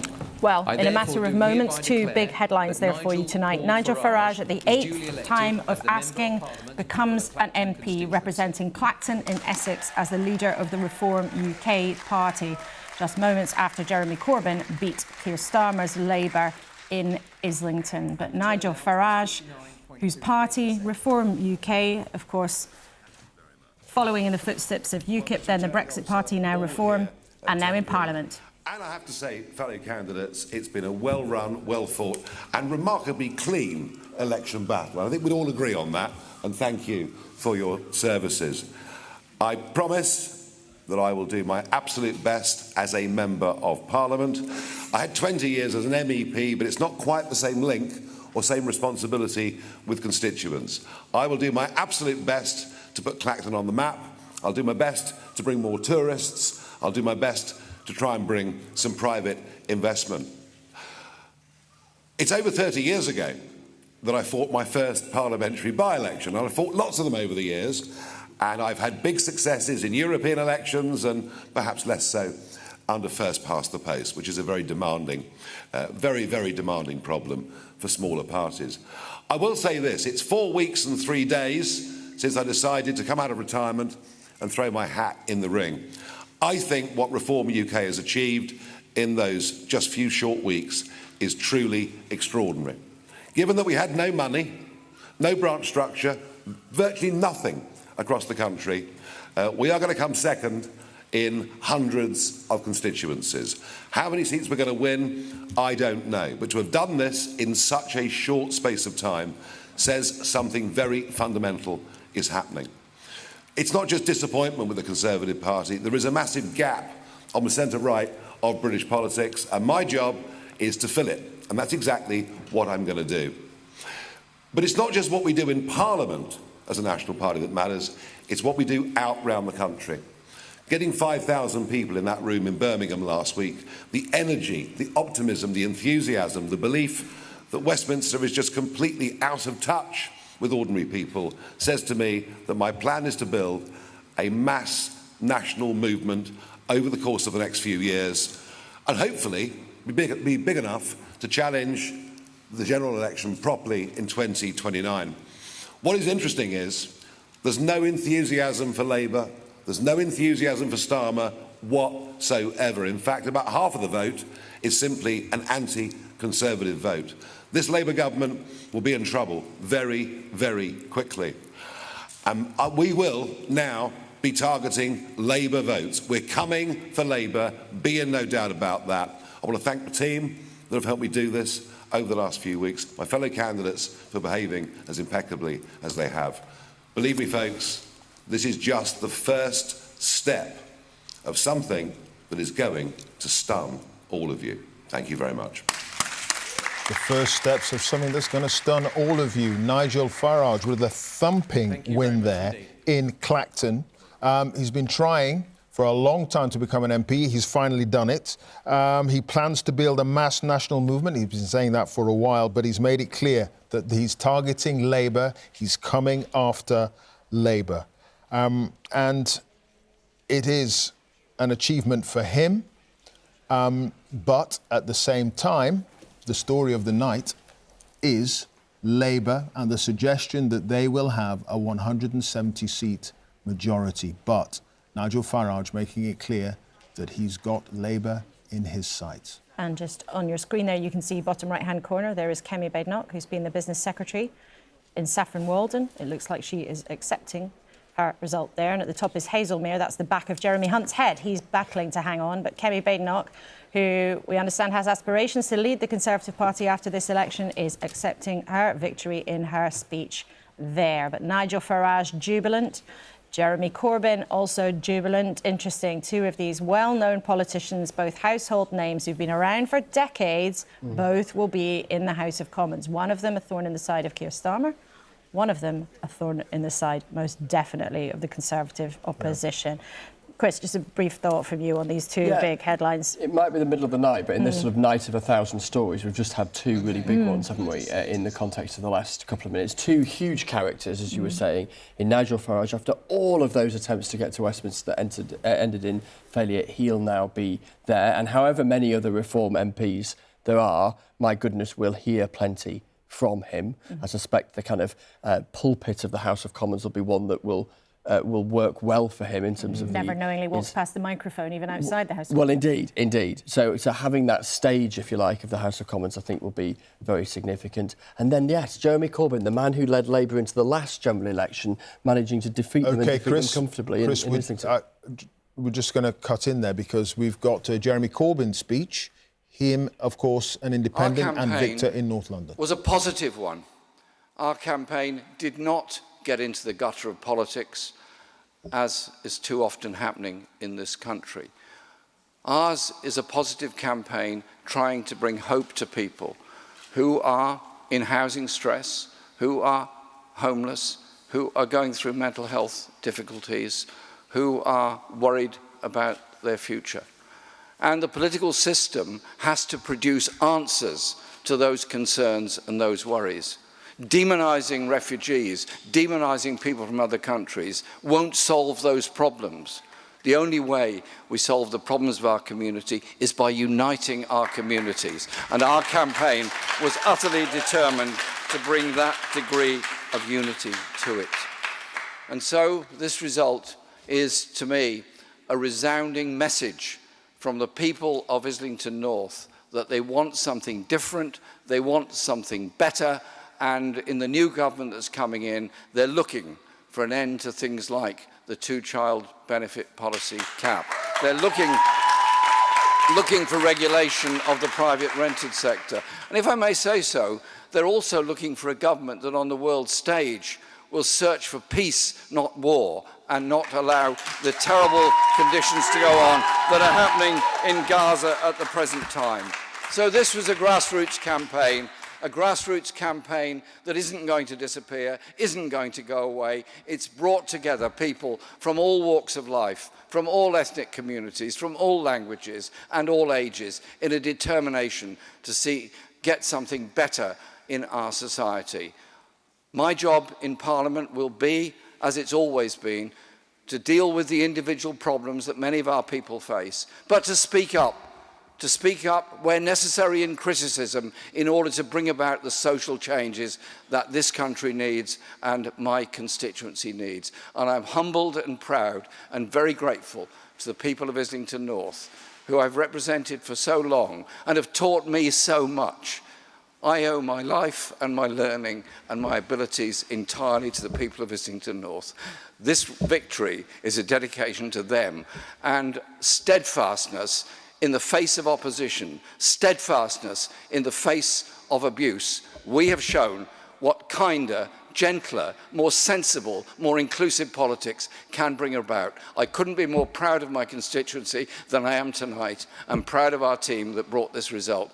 Thank you very much, Islington North, for the result that we've achieved tonight. Thank you. Jeremy Corbyn, his voice cracking there towards the end, seen by many as a very good local constituency MP, and that probably helped carry the day against the official Labour candidate there, and Jeremy Corbyn winning that seat with a thumping majority. Well, who'd have thought in 2019, as he crashed to defeat, that in actual fact he would have fought his seat as an independent and would have managed to take it off the Labour Party. But look, it is about 3:30 in the morning now. We're getting to the point of the night. We are really being able to update our initial numbers. Let's go to Jeremy, the other Jeremy Vine, not Jeremy Corbyn. Jeremy, we are making some new calculations. Can you take us through them, please? Yeah, so we had our exit poll. We now have some real results. We put the two together. These aren't quite the numbers we started with, but they're close. Let's just see, first of all, of course, Labour moving to the government benches from the opposition benches. We're forecasting now 405 Labour MPs, so they will have gone up from the last election, when Mr Corbyn was their leader, by 204 seats. So 405. They'll be a bit squeezed in there on those benches, those MPs. It's quite close to Tony Blair's total in 1997 as well. Let's have a look at the Conservatives now on the opposition benches with room to spread out. 154. Again, they got 165 in 97. So we're looking at something like this the Blair landslide all those years ago. 154 Conservative, a crushing defeat for them. Other parties now, Liberal Democrats, we're forecasting 56. Then we have SNP, actually 6 MPs, so that's a terrible night if that's the case. This is our forecast, remember. Plaid Cymru, a very good night, gaining 2 seats if you take boundary changes into account. So they started with 2 and they gained 2, go to 4 in Wales. Reform Party we have now on 4. Then we give Greens 2 seats under our forecast. And then finally we have others, and one of those would be the independent Jeremy Corbyn and the Northern Ireland parties as well. So because we don't have the forecasting in detail from Northern Ireland, we put them in with others. Over time, we'll see all the parties there take shape. But that's it. There we go. Labour 405. And I'll show you the majority here is a majority for Keir Starmer's party of 160. Thank you, Jeremy. So an important update to our forecast there. It's still showing an extremely healthy, big majority from Labour of 160, but it has been revised down slightly. And Jeremy's just taken us through some of the numbers there. Just in all of the hubbub of the last 10 minutes or so, another big story. Labour's Jonathan Ashworth, who was a very prominent member of Keir Starmer's shadow cabinet team, has lost his seat to an independent in Leicester South. He's lost that with a majority only of 979 to the independent candidate, but we'll talk more about that in a few minutes. As we will touch on Ian Duncan-Smith holding on because a Labour independent who was shoved out as a candidate managed to split the vote between them and the official Labour candidate, and Ian Duncan-Smith is a senior Conservative who's bucked the trend and held on tonight. But shall we get John to take us through the numbers? Yeah, John Curtice, we're updating the figures now as we get more real results in. What is it you can tell us now? Well, basically, most of what we told you at the beginning of the night at 10 o'clock has indeed proven to be the case. So we are finding not only that the Conservative vote is going down so heavily across the country as a whole, but where's it going down most? In seats that they are trying to defend. We've seen some pretty spectacular swings in some of those seats. Where are Labour advancing most? Yep, it's where they started second to the Conservatives. Where are the Democrats advancing most? Yes, it's where they were starting second to the Conservatives. Now, the truth is, our forecast for the Conservatives is not quite so bad as it was at the beginning of the night. Then we were saying 131, now it's 154. Well, that's essentially because we're saying that the Democrats might not take quite so many seats off them. And you will have noticed that our number for Reform has now come down quite markedly. And that was one of the things that we said at the beginning of the night we were very uncertain about. That said, north of the border, where we were also nervous about suggesting the SNP might only win 8, well, actually, we've now dropped it down yet further, with more results to come. But so far, if anything, the swing from the SNP to Labour in Scotland has been rather greater than even we expected in the exit polls. So broadly speaking, the story we told you at 10 o'clock looks as though, unless the later results are spectacularly different, to be roughly where we're going to end up at the end of the night. Though, of course, the numbers won't be exactly there. So you're saying, John, that at the moment, a Labour majority is about 160? Correct. But just bear in mind, as we've been saying throughout the night, the party that's advancing in terms of votes, the party that's going up most in Conservative-held seats and thereby ensuring that the Conservative vote falls most heavily in the seats they're trying to defend, are Reform and not Labour. Labour's advance in this election is relatively modest. I think we have to say that on the evidence of these results so far, this is an election that the Conservatives lost much more than Labour won. Interesting. OK, we'll see what happens throughout the night. Thank you, John. Well, it was interesting. We were already hearing that narrative from Grant Shapps saying this is something the Conservatives lost rather than Labour winning, which is what John Curtice says the numbers do suggest. However, I think Labour will probably try to robustly try to reject that if they're saying they've got a majority of 160, which absolutely is a majority that any party trying to run the country... Especially coming from where they were at the start of the night. Absolutely. But there have been, however, some disappointments along the way for Labour. As we told you just before we started speaking to John, quite a surprise result. Jonathan Ashworth, Shadow Paymaster General, I think was his official title, but he used to say, well, you can call me either attack dog or pussycat, he once said in this studio, but I think he's somebody who's because he was very often much put out there, wasn't he, as a spokesman? Very much at the forefront of this campaign, somebody who's been heavily involved in the back room of the campaign and also involved very much in preparing for government. But he, Reeta, now is not going to be part of that because he's lost his seat in Leicester tonight. Just talk us through what happened. It's a surprise, isn't it? It's a big surprise. He's just been pipped to the post by this independent Shaukat Adam by 979 votes. And this is what has happened to the vote share. I mean, it's just, you know, a straight swap, isn't it? Independent up 35%, Labour down 35%. I mean, you wonder what is going on in Leicester South. It has a population that is a third Muslim.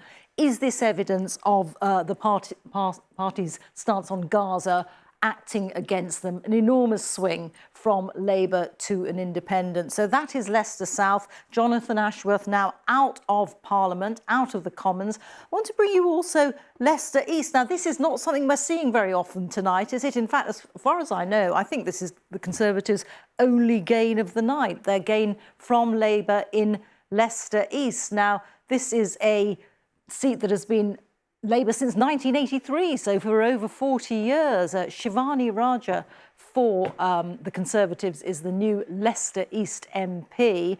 Again, another very interesting seat. It's 2/3 Asian, about 1/3 are Hindu. Has that meant that that has beefed up the Conservative vote here? Perhaps. There's also a sizable Muslim population. Has that depressed the Labour vote? Possibly. And there are a couple of names here.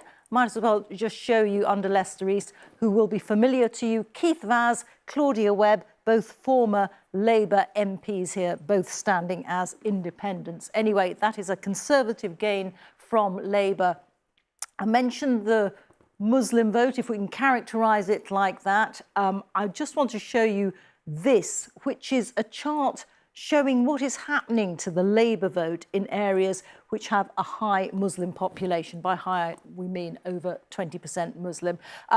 Overall in Great Britain, Labour vote up by 1 percentage point, but in significantly Muslim areas, Muslim constituencies, it's down by 19%. So that does make it feel as if their Gaza stance is having an effect on their vote. Just one other result to bring you, which is Alex Chalk, the Justice Secretary, another Cabinet Minister, losing his seat in Cheltenham, this time to the Liberal Democrats. And I'm just actually, while we're focusing on this, Alex Chalk being replaced by Max Wilkinson in the House of Commons. And I'm wondering if I can bring you one more result here on the screen. There we go, Great Yarmouth. This is a Reform gain from the Conservatives. So another Reform candidate now in Parliament.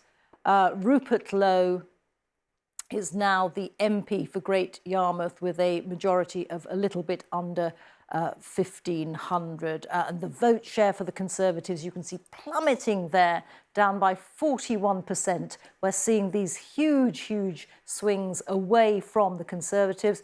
And one more seat, Lichfield in the Midlands. This is a Labour gain from the Conservatives. And Michael Fabricant is now no longer a Conservative MP. He has been beaten in Lichfield. Just pipped to the post again. Dave Robertson, the new MP for Lichfield, with a majority of 810 and a big drop in the Conservative share of the vote again. So lots of results for you there, Laura, Clive. All right, thanks, Reeta. 10 ministerial losses so far. Reeta just mentioned Alex Chalk, 2 of them in the Cabinet. This is proving to be a bloody night for the Conservatives. Is. The Chief Whip, Simon Hart, in fact, has just lost his seat to Plaid Cymru in Wales, Caerphilly. He was trying to hang on there. There was a boundary change, but Simon Hart becomes the latest member of the Cabinet to lose his seat tonight. But just as we were talking to Reeta in that short couple of minutes, she was going through her graphics. Labour has taken another 6 seats just in that short window. They've taken Clwyd North, Bassetlaw, Lichfield, as Reeta mentioned, Burnley, Thanet East, Milton Keynes.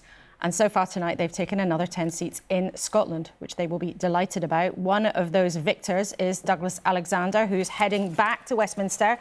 And he's heading to our screens right now. Thank you very much indeed for joining us. And congratulations on your victory as we commiserate people who are losing tonight. Do you think the suggestions that the SNP might get to 10 seats or below in Westminster could pan out? I genuinely don't know. Naturally, my focus has been here in Lothian East, but it's undoubtedly a rejection, not just of 14 years of Conservative government, but also 17 years of failing SNP government here. The SNP have been in power longer than the iPhone's been invented, and on doorstep after doorstep, I was meeting voters who were as determined to reject the SNP as they were to reject the Conservatives. And we'll be talking to the former Conservative leader Ian Duncan-Smith in a second, who's managed to hang on. But in terms of your own campaign, what was being raised to you? Because were people really talking about the SNP and their arguments about the Constitution? Or were they more saying this is time for the pendulum to swing across the UK? No, truthfully, there wasn't much focus on independence in this campaign. People were tired of that constitutional obsession. I was hearing a lot more about the fact that 1 in 6 of us in Scotland are on NHS waiting lists. And finally, the SNP's failure in policy was actually catching up with them. My sense is here in Scotland, just like right across the rest of the country, people were actually keen, not just for change, but for the kind of programme that Keir Starmer and the team were setting out. But yet, for you as a former Cabinet Minister, also a former Department First Secretary... Oh, we're going to stop there, Douglas. We're going to listen to Suella Braverman, who is victorious in her seat in Hampshire, but she's now going to be speaking at the podium there. She's somebody who has aspirations to lead the Conservative Party, who's been a very strong critic of Rishi Sunak. Let's listen. Thank yous. Firstly, thank you to Fareham Borough Council, Chief Executive, Returning Officer team, the hundreds of local people who have manned polling stations all day, who have counted votes tonight, and of course to the police. I want to also thank each and every one of my parliamentary opponents for your dedication and for making this a really enjoyable campaign. With these very new and significant boundary changes, this has been challenging for all of us. But you've all enabled our democracy to function safely and effectively.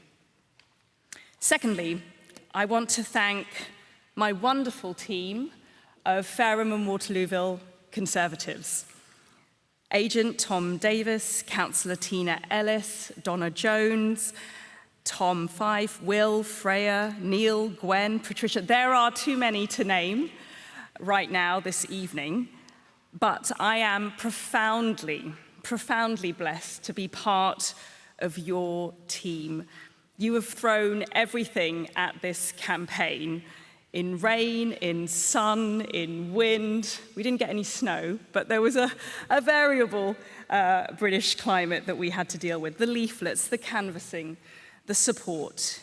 You even got me to join TikTok, which was quite an achievement. So thank you for going the extra mile and for always remaining cheerful and professional. I hope you enjoyed the campaign. Thirdly, I must thank my family, my husband, my children, for your steadfast love, support and friendship. My mum, my dad, my wider family, for your constant advice and encouragement. I couldn't do this job without you all. And next, thank you to the good people of Fareham and Waterlooville. You've placed your trust in me as your voice in Parliament for the 4th time now. The people of Fareham and Waterlooville are the best of Britain, patriotic, common sense, kindly, dedicated, enterprising. And I'm humbled to continue as your servant in Parliament. I will endeavour to work for you, to speak for you, and to deliver for you, time and time again. Now, finally, I want to briefly address the result in the rest of the country. And there is only one thing that I can say. Sorry. I'm sorry. I'm sorry that my party didn't listen to you. The Conservative Party has let you down. You, the great British people, voted for us over 14 years, and we did not keep our promises. We've acted as if we're entitled to your vote, regardless of what we did, regardless of what we didn't do, despite promising time after time that we would do those things. And we need to learn our lesson, because if we don't, bad as tonight has been for my party, we'll have many worse nights to come. The country deserves better, and we've got to do better. And I will do everything in my power to rebuild trust. We need to listen to you. You have spoken to us very clearly. Thank you. So, Suella Braverman, former Home Secretary there, making it clear that she believes the Conservatives have let people down. Let's hear the Basildon result. Stewart, the Green Party, 2,133.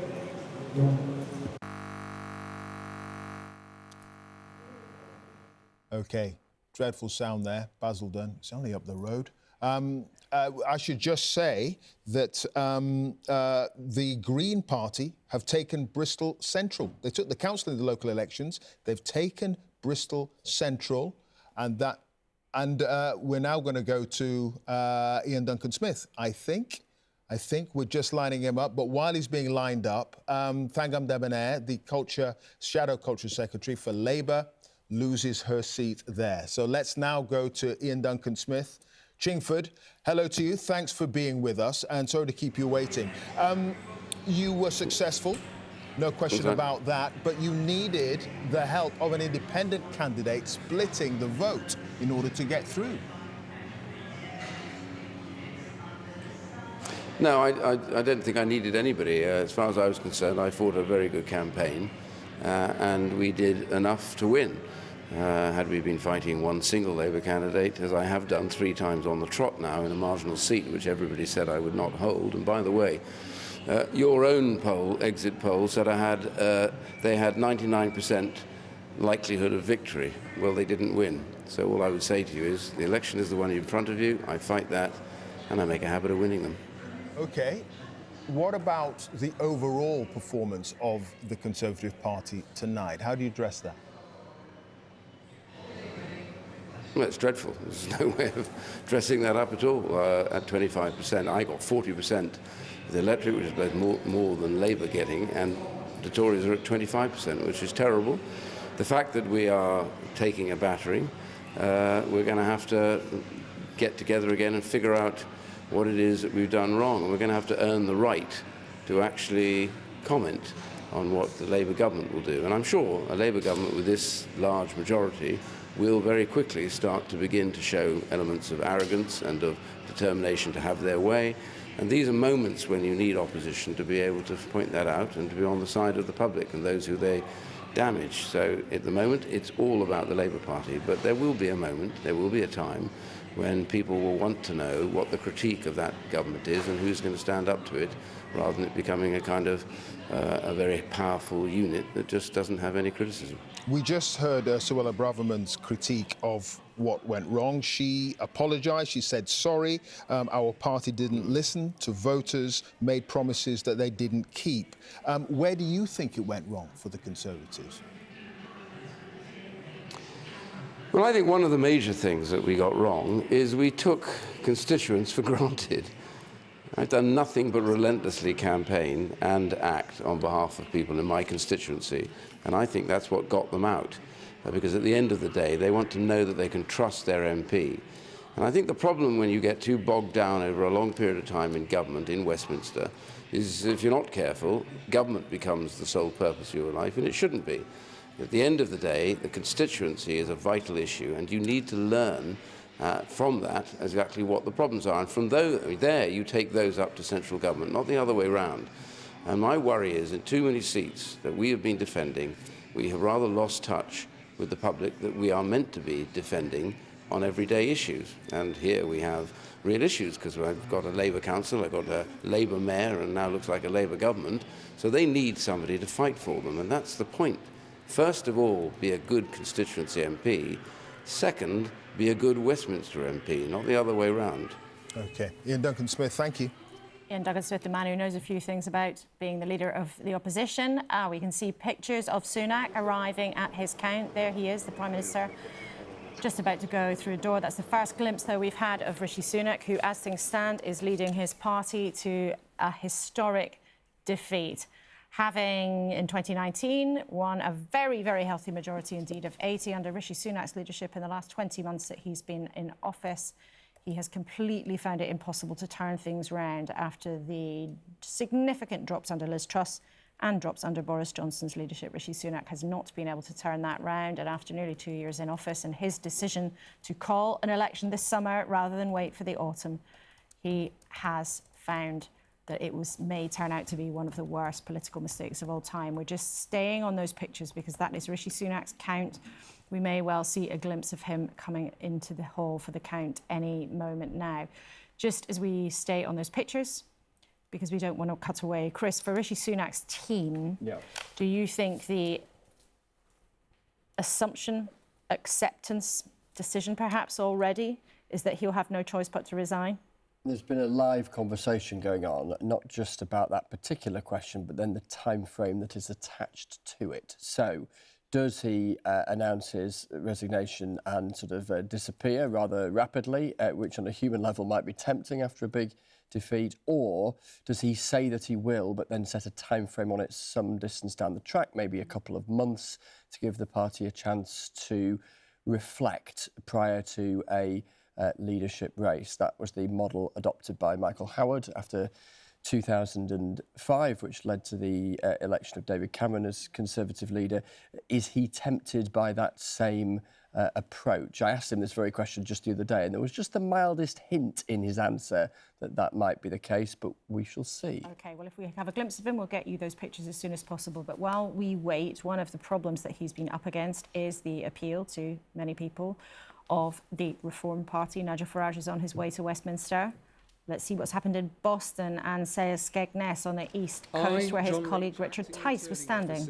For the Boston and Skegness parliamentary constituency, do hereby declare that the votes recorded for each candidate as follows. Dickerson David, English Democrats, deport all illegal immigrants, 518.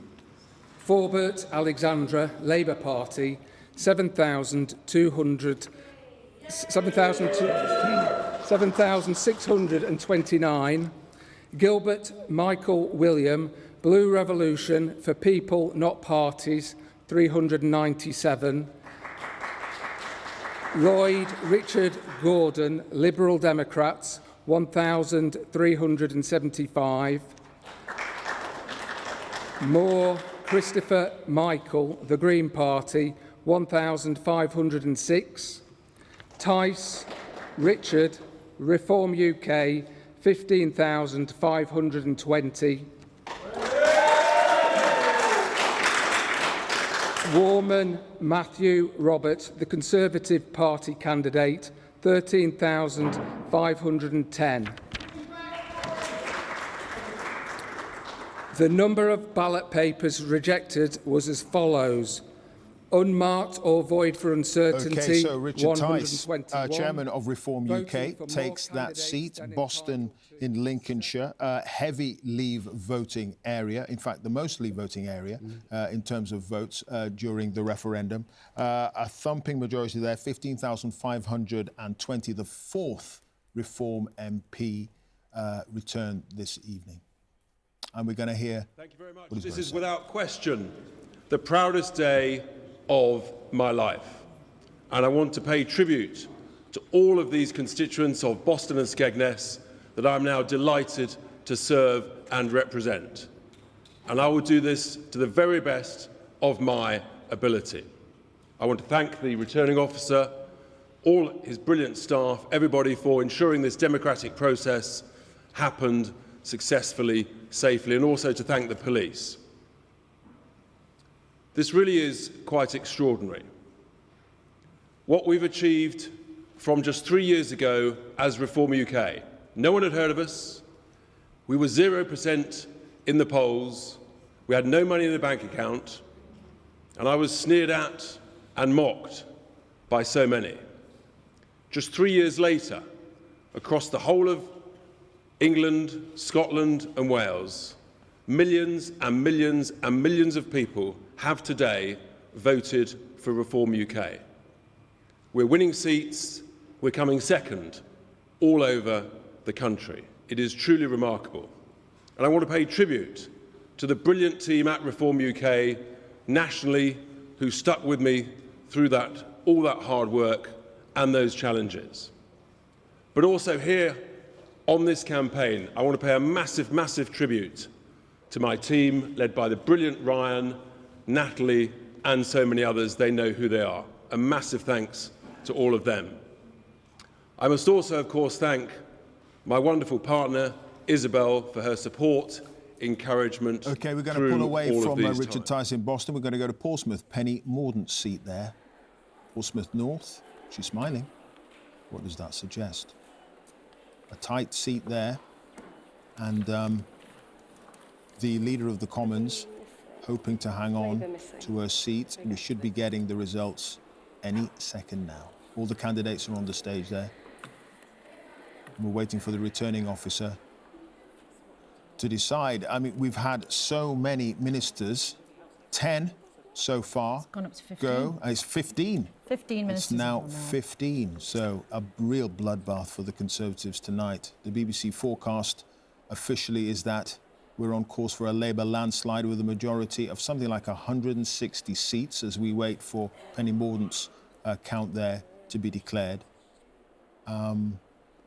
Just seeing a Liberal Democrat and Conservative candidate in conversation. I'm hearing from the Liberal Democrats that the situation in Jeremy Hunt's seat in Surrey is too close to call. That is a fine battle between the Conservatives and the Lib Dems. A suggestion there might just be 100 votes in it. One of the things that emerging from the night so far is that this is not just about the Conservatives taking a hammering, but it points also to a real changing of the guard. So faces that have been familiar to our viewers over the years, whether it's Grant Shapps, Gillian Keegan, the Education Secretary, people who've been around, who've been in prominent jobs, are on their way out. Will Penny Mordaunt become the latest of them? Suggestions from Labour about half an hour or so was that it was very, very tight and they were feeling pretty hopeful.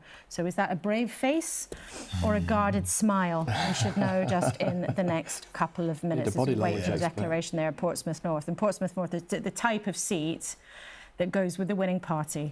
Known as a bellwether, follows the straws in the wind, and hopefully the declaring officer, resplendent in that, I was going to say fancy dress, but that would be terribly rude. Official dress, will be giving us the declaration anytime soon. But it looks like they're still waiting for one of the candidates to turn up on the stage. Just as we wait, we can tell you... There's a Labour candidate we're waiting for, apparently. Oh, lip reading. Excellent. It's a handy skill on an A like this. Clive, it comes in very useful. Well, there we go. So we might get the result any second now that everyone is now on the stage. Of results for Portsmouth North constituency, and I would like to invite the Lord Mayor of Portsmouth to declare the results. Thank you very much, Natalie. I, Councillor Jason Fazakerley, returning officer for the Portsmouth North constituency, hereby declare that the total number of votes given to each candidate was as follows. Simon James Dodd, Liberal Democrat, 3,031. Amanda Louise Martin, Labour Party, 14,495.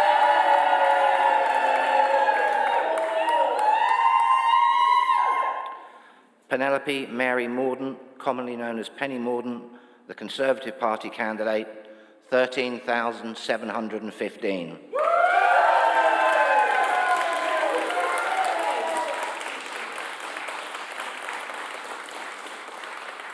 Duncan Stewart Robinson, the Green Party, 1,851.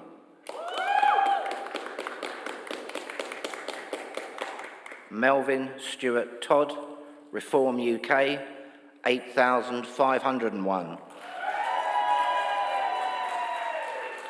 I therefore give public notice that Amanda Louise Martin is duly elected as a Member of Parliament for the Penny Mordaunt, Portsmouth Leader of the North House, constituency. wannabe Prime Minister who ran to be the Conservative leader the last time round and still had aspirations of doing it, becomes the 16th Minister to lose her seat at 8 minutes past 4 on the morning of July the 5th, with a majority to the Labour candidate of only 780 votes. So a tough and tight fight, but Penny Mordaunt is out. Yep, Labour did it on a turnout of 59%. Again, a little bit low. Look at the share. Labour, 35%. The Conservatives, way down.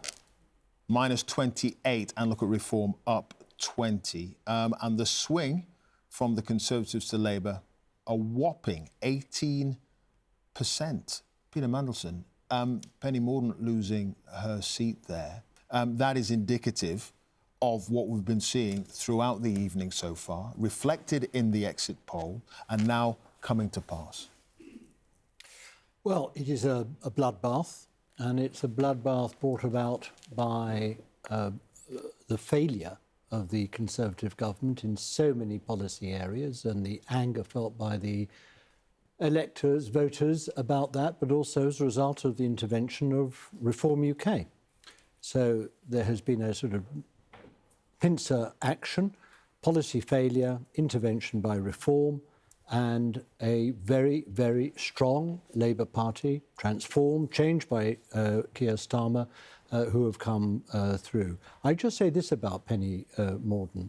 I feel that she's the sort of Conservative who would want to fight Reform, and I'm sorry that in that sense she's gone, whereas there are many other Conservatives like Suella Braverman who want to become Reform UK, and that is the fault line now which is emerging in the Conservative Party as a result of what's happening tonight. Diana Davidson, when the result came in, you looked absolutely gutted.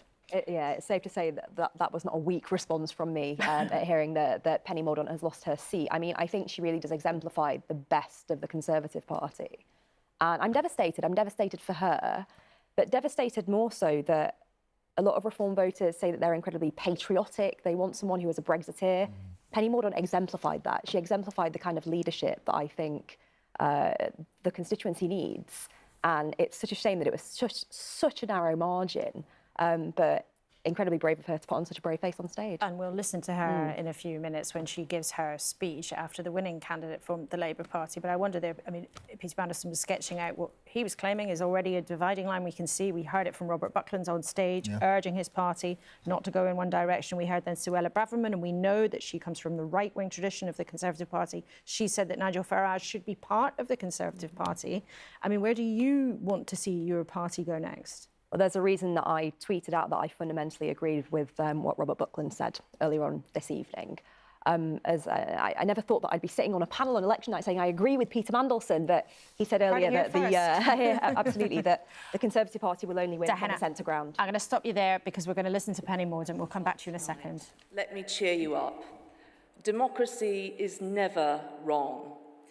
I want to add my thanks to all those who have facilitated this election, the count, the police, those who man polling stations, the electoral team at Portsmouth City Council, and also to all candidates who've run in North and South, and in particular my running mate in the South, Sina Biddle. Congratulations, Amanda. You have my assurance that I and my team will do everything we can to assist you in setting up your office and having a smooth transfer of our casework so that the people of Portsmouth have a good service throughout that period. Amanda, you will know that you are now working for the best employer ever. The people of Portsmouth are wonderful, hard-working, big-hearted, and anything that I ever achieved was made possible by them, and I thank them for the opportunities they have given me. I will never stop caring for these people or this place, and in all things I've been guided by them, their common sense, their determination, their ambitions and hopes, their pride in our city and our nation. Tonight, the Conservative Party has taken a battering because it failed to honour the trust that people had placed in it. You can speak all you like of security and freedom, but you can't have either if you are afraid. Afraid about the cost of living or accessing healthcare, or whether the responsibility you shoulder will be recognised and rewarded. That fear steals the future, and it only makes the present matter, and that is why we lost. Our renewal as a party and a country will not be achieved by us talking to an ever smaller slice of ourselves, but by being guided by the people of this country. And if we want again to be the natural party of government, then our values must be the people's. I've lost many good colleagues tonight, but I hope that, like me, they intend to carry on serving their communities with even stronger heart. Our country needs all of us. And finally, I want to thank my campaigners, my team here in Portsmouth, led by Rob New, my parliamentary team, those who supported me, including other political parties, particularly the independent group under George Madgwick, but also the thousands of activists across the country who, in the darkest of times, not of their making, fought like hell for what they believed in and a better future. I've never been prouder of you all. And now each of us has even more reason to fight on, so we must. Good luck to all of you, in particular Amanda, and thank you, Portsmouth. Penny Mordaunt there, seemingly, unsurprisingly perhaps, looking very upset, having fought very hard to keep her seat, but with a warning to her party very clearly. We must not, she said, talk to an ever smaller circle of ourselves.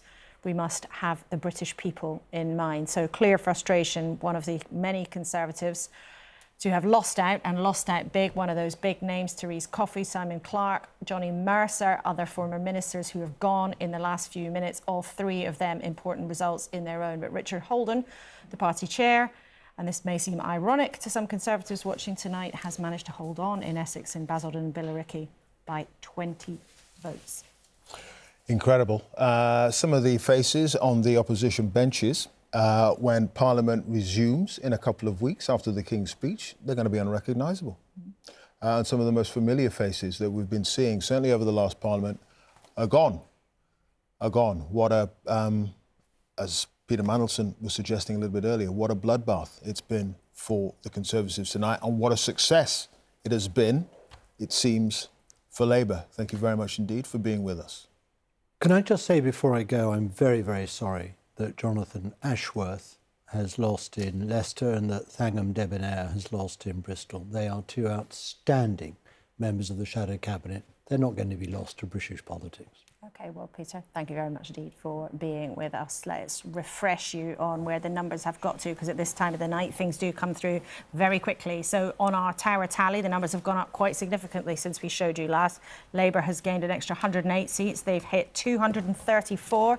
The Tories are still under 50 seats. They've lost 119, but they are on 42. Very interesting, though, to look at the smaller parties. Reform there in the turquoise with 4 seats. The SNP also only on 4, having lost 20, although it's early in the night for the counts in Scotland. We should remember that. The Lib Dems have gained 22 seats so far. They're on 26.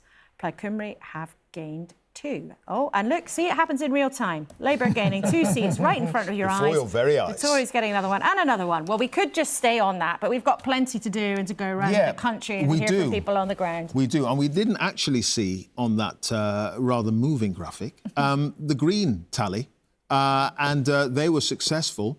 As Peter was talking about a little bit earlier, actually, Tangam Debonair, the shadow culture minister, no longer the MP, Bristol Central, and the Greens, Carla Denyer. Reeta has more details. That's it, yes, absolutely. I've got this up here for you, Clive. This is how Carla Denyer did it. She overturned a 16,000 Labour majority, and it means that Tangam Debonair, to Peter Mandelson's sorrow, is no longer in Parliament, and Bristol Central is a gain from Labour. This was their top target, and they've done it on a swing from Labour to Green of 28%. I'm going to whip through a few other results for you because they're coming thick and fast, as Clive and Laura have been saying. Suffolk Coastal, this is a Labour gain from the Conservatives, and the Conservative MP was Therese Coffey, who you'll remember was briefly Deputy Prime Minister in the days of Liz Truss. So Therese Coffey is out, and there is a new Labour MP now for Suffolk Coastal. I want to bring you another result. Plymouth Moorview, this is a Labour gain from Conservative, and Johnny Mercer, the Veterans Minister, I think Laura mentioned that he was out, another of the many names, the many senior Conservative names who are now out of Parliament, replaced by Fred Thomas as Labour MP for Plymouth Moorview. I want to show you some of the people, the big names who have lost their seats that we've brought you through during the course of the evening. Grant Shapps in Welwyn Hatfield has lost his seat, Defence Minister, of course. Alex Chalk, Justice Secretary, has lost his seat to the Lib Dems in Cheltenham. And Gillian Keegan, this came through just a short while ago, has lost her seat in Chichester. Gillian Keegan, the Education Secretary, and this is a Labour gain from the Conservatives. So how the political map is being redrawn tonight. And I just want to show you one more thing, which is what we're calling our horse race to number 10. And the closer that each of these gentlemen get to the door, show you how likely they are to be walking through. And you can see that Sir Keir Starmer is considerably closer than Rishi Sunak. We'll keep updating that for you. Laura, live. Rita, thank you. The winning post, 326 seats, of course. Labour are heading there pretty quickly. And we've got, what, more than half of the seats declared so far. So there's still quite a way to go. Yeah, 328 gone, 304 to go. So we're more than 50% there. And at this point of the night, things happen quite fast. Let's check in on one part of the country where there's been very important things happening. We've talked about Scotland. Let's look at the state of the parties there. Now, Labour is well on their way. They've gained 20 seats in Scotland so far. They'll be delighted at that. The SNP has lost 21 seats. They're down on 4. So at the beginning of the night, the exit poll that put the SNP way, way down seems like it might be well out of line with reality. However, as the results come in, looks like that might be where they end up. So let's talk about that with Alex Salmond, of course, former SNP leader, former First Minister, now leader of the Alba Party, an alternative independence group. Welcome to you. What's gone wrong? With the SNP, well, it's agonising because it took myself and others like Jim Sowers and Alec Neil and Margaret MacDonald, 25 years to dislodge the Labour Party from its position of preeminence in Scottish politics. Now, it's been handed back to them with virtually no effort whatsoever. So I find that both agonising, deeply frustrating and incredibly disappointing. I'm just going to stop you there. We've got Jacob Rees-Mogg's declaration coming soon. Another prominent Conservative who's been at risk. Let's listen in to what's happening in Bath. The Member of Parliament for the Bath constituency do hereby give notice that the number of votes recorded for each candidate in this constituency is as follows. A-N-O-N. Forgive us, it's not Jacob Rees-Mogg's declaration. These things happen on election night. That It's is another actually the Bath in declaration, Bath. yes. We'll get back to it when we see Jacob Rees-Mogg on stage there. So, Alex Salmond. I want to see Rees-Mogg. Well, you will. You will. Don't worry. You stay there, my man. You stay there. Have He'll patience. come. We will. We will. We'll bring it to you live when we can. But that wasn't his turn. I think he might have been. I thought he was maybe hiding behind a giant teddy bear or whatever that person was dressed up on the stage. However, you said it's agonising to see what's happened with the SNP falling back.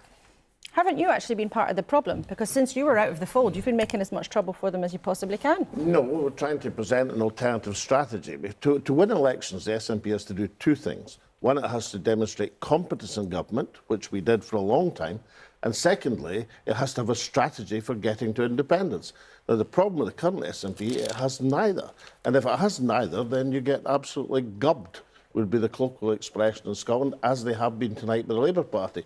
And those of us in Alapa have been trying to say, look, refine the way forward to independence. And that, of course, is now going to be the debate. Because Alapa's election was never tonight. Alapa's election is going to be 2 years' time in a proportional system, where that argument about using elections as the mandate for independence is going to be a very convincing one for many people who believe in independence. Remember, independence support's not the problem. It's at 50%. The SNP is the problem. It's at 30%. Well, as you suggest, independence support has, it stayed basically two big blocks between unionist opinion and independence opinion in Scotland for a long, long time. However, when it comes to the SNP falling back like this, they went to the electorate and said, if we get a majority of seats in Scotland, sending MPs to Westminster, we believe we'll keep pressing the case for independence and we'll be able to do that. Do you think tonight, if they are, as they appear they're going to be, not the biggest party in Scotland, that has gone? That argument has gone, their mandate will have disappeared? Well, yes, of course it is, but they didn't fight this election on independence. They Well, it was page one, line one of the manifesto. They fought this election on opposing austerity, which of course is a noble aim. But it's not something that people in Scotland thought they could deliver or could do, and therefore they weren't going to vote for it. But why vote to oppose austerity when you can vote Labour to get rid of the Conservatives? It was a daft strategic thing to do. So that mandate's gone. The 2021 mandate's gone. Therefore, you have to seek a new mandate. No point in asking Sir Keir Starmer for a referendum. He's not going to give you it. He wasn't going to give you it even if you'd won all the seats in Scotland. Therefore, you have to use elections as giving a mandate for independence. Luckily, the second vote, the regional vote, in a Scottish election, the proportional vote, is actually the ideal ballot box opportunity to do that. But you've said then, crystal clear, the mandate for the SNP to push for independence has gone based on tonight's results. No, the mandate to say we should have independence is gone, but you've got an election coming in 2 years. What you have to do in these 2 years is get the strategy right. But we're talking about tonight. I just want to be clear on this point, because the SNP went into this election saying, if we still have a majority of seats at Westminster, the signs tonight are they're really not going to. You've said that mandate will have gone. Because people would laugh at them if they tried to maintain that position. But luckily, there's an election for us in 2 years' time. Now, you have to come to terms with the huge number of frustrated people in the national movement who are so frustrated that in 10 years there's hardly been a move forward towards independence. Again, luckily, that election, a proportional election, gives the opportunity to do it. So instead of fighting each other in the first past the post election, you actually in a proportional election have the ability to build a majority between the independence parties. Except even in a proportional system, your party tonight is picking up 0.5% share of the vote. Well, we only contested a third of the seats. So I think we're saving 0.5%. Well, OK, 2 deposits I think Alapa candidates will save tonight. Remember, in a Scottish election, you get seats on 5% of the vote. So don't dismiss the possibility of an Alapa breakthrough in 2 years' time. Otherwise, we might be back here in 2 years' time, and I may have to remind you about it. Scotland's voice at Westminster is going to be a little bit diminished now, isn't it? If these results pan out. Well, the easy stuff is gone. I mean, You know, obviously I was at Westminster when the SNP had 6 members of Parliament, and that's likely to be roughly the case again. You don't get, you know, handed 2 Prime Minister's questions every week. Therefore, you have to be inventive. You have to be determined. You have to make the weather, as opposed to sitting back and just accepting your place in the system. Whether the 6 or 7 MPs who will survive have the capacity to do that, we'll see. Incidentally, whether Nigel Farage has the capacity to do that, we'll also see, because he'll be in the same position. The House of Commons is a big place. Small groups can be very lonely in that cavern of the House of Commons. Who do you blame? So you said the SNP's not made the case for independence, and they've lost out for that, and they've also lost out because they haven't displayed competence. You were very close to Nicola Sturgeon once upon a time. She, of course, went. Then Hamza Yousaf had to go before that too long, the second First Minister in a matter of months. Who do you blame? Well, I mean, both Hamza and John Swinney have been handed a poisoned legacy, and the real descent into total chaos, well, chaos and incompetence dates back 3 or 4 years. The obsession with issues which are both divisive and not central to Scottish opinion, like self-identification. I mean, that took 2 years, consuming the Parliament's time, dividing the country. Now, Hamza Yousaf and John Swinney, and the difficulty there, excuse me, is that instead of, you know, sweeping the boards, saying let's have a fresh start on the people's priorities, let's reformulate our strategy for independence, they tried a sort of continuity, slightly moving things to one side. And as somebody said in an SNP leadership campaign quite recently, continuity doesn't cut it. OK, Alex Salmond, leader of the Alba Party, former First Minister and former leader of the SNP. Thank you very much indeed. We're going to show you what we think is going to be happening with the BBC forecast, which is a Labour landslide. And that's what we're suggesting. Labour on 410 seats. And Keir Starmer would, of course, be Prime Minister. Rishi Sunak would be, and the Conservatives would be on 144. That's the BBC forecast now. The Liberal Democrats, it would be a good night for them if this is borne out, 58 seats.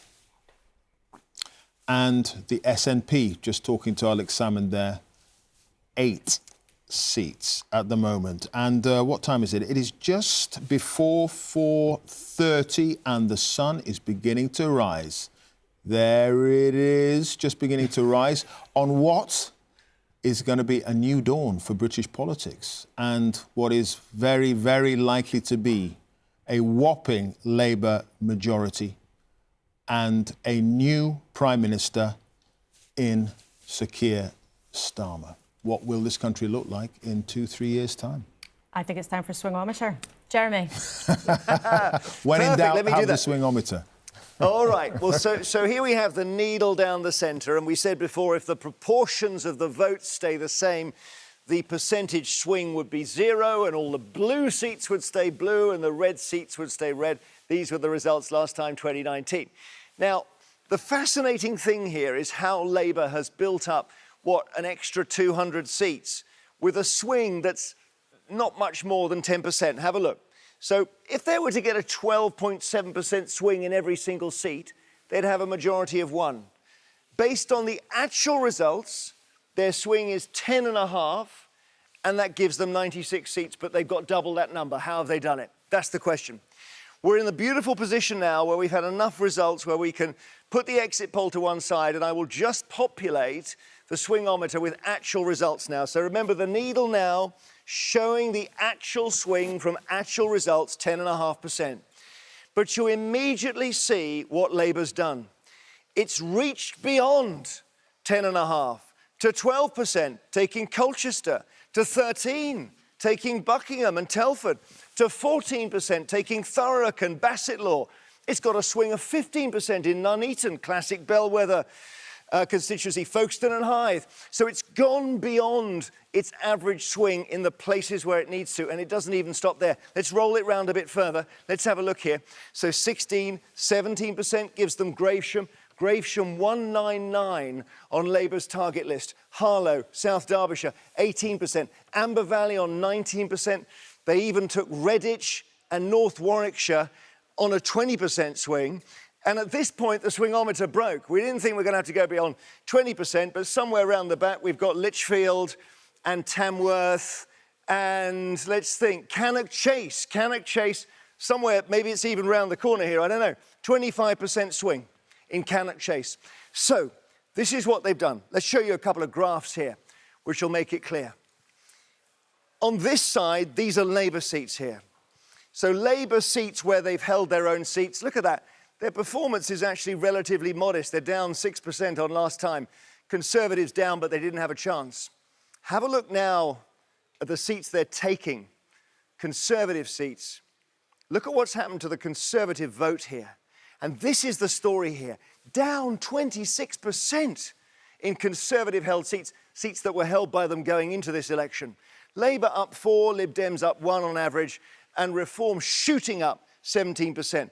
But the Conservatives here getting minced. And that's why you've got this extraordinary situation of the swing for Labour in those seats going 19, 20, 21%. It's extraordinary. But this here, this column is the story. And that's what's happened. Jeremy, thank you for that. Jeremy Vine there. We are going to go straight to Carla Denyer, co-leader of the Green Party, and Bristol, the seat that you have just taken, Bristol Central. Yes, that's right. And I am feeling over the moon and so grateful for all of the support we've received from voters in Bristol Central and across the country. There's obviously a lot of results still to come in from elsewhere, but I've just been told that we've already surpassed 1 million votes, and we've got a number of very healthy second-place results in some of the constituencies that have already come out too. Yeah, you've got 1 million votes. You're over 1 million votes, in fact. Your vote share is up 4%. You did take the local council there in Bristol during the local election, so you had a good platform upon which to build to unseat Fancam Debonair.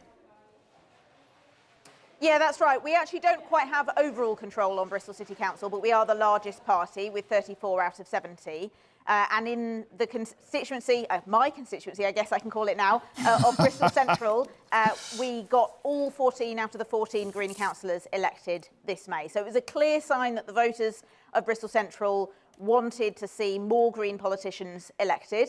And although local and general elections are very different, so we didn't necessarily take that for granted, it was a good sign, and that's turned into reality. So hugely, hugely grateful to everyone who's voted for the Greens. And I think it's because, well, to be honest, we know that voters like our policies. There's been some independent polling that has showed large public support for policies like an increased minimum wage, better investment in public services, and even support for increasing taxes if you're doing it in a way that invests in public services in the way that it's so obvious to everyone needs to happen. And so we know that people agree with Green Party policies. For some people, their hesitation was whether the Greens could get in, but we're demonstrating comprehensively over the last 5 local elections and now in the general election that if you want Greens, you can vote Green and you'll get Green MPs. The problem is, however, for you, that you're only likely to get 2, 3 seats maximum, potentially, and getting your voice out there, being heard in the Commons. We're still waiting for Brighton Pavilion, of course, which is the seat that you've had for quite a long time. It's still going to be tricky, isn't it, despite your increased vote share? Yeah, the UK does have a very unfair voting system. The first past the post, the only other European country that uses it for general elections is Belarus, hardly a club that we should want to be part of.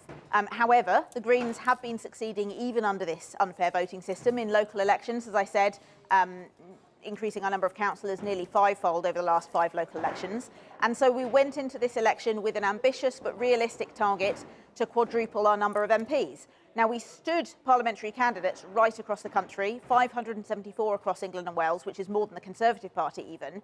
But being realistic that we are a small, albeit rapidly growing party, we targeted our campaigning resources in the 4 constituencies where we had a good chance of winning. So I am going to be eagerly watching the results come in from those other targets to see how we do. We have had at least a couple of polls predicting a Green win in each of those, but of course the poll that matters is the one that happened yesterday. The voters have spoken. We now just have to wait a few minutes or hours longer to find out exactly what it was they said. But we've certainly seen a huge upswell of support. We've got record-breaking numbers of candidates, record-breaking vote share, And I think this is a direction of travel for the Greens from now on. All right, well, we know what the voters said in Bristol Central. Congratulations, Caledenia there. Let's go straight to a declaration of the Chancellor's seat. Jeremy Hunt, Godalming and Ash. He's been the MP for that part of Surrey for many years. He's fought incredibly hard to stay on, including spending huge amounts of his own money, campaigning very hard locally, almost being absent from the national campaign. He's a 10,000 majority. There have been some changes in the boundaries in that seat, but he went into it with a 10,000 majority. But the Conservatives, for a long time, have been very, very nervous about Jeremy Hunt losing his seat. It's in Hazelmere where the count is, but the constituency is Godalming and Ash, and you can just see the returning officer there potentially making history, being the first Chancellor to lose his seat. But let's listen in. Oh, his microphone isn't on, so Chris Mason's microphone's on.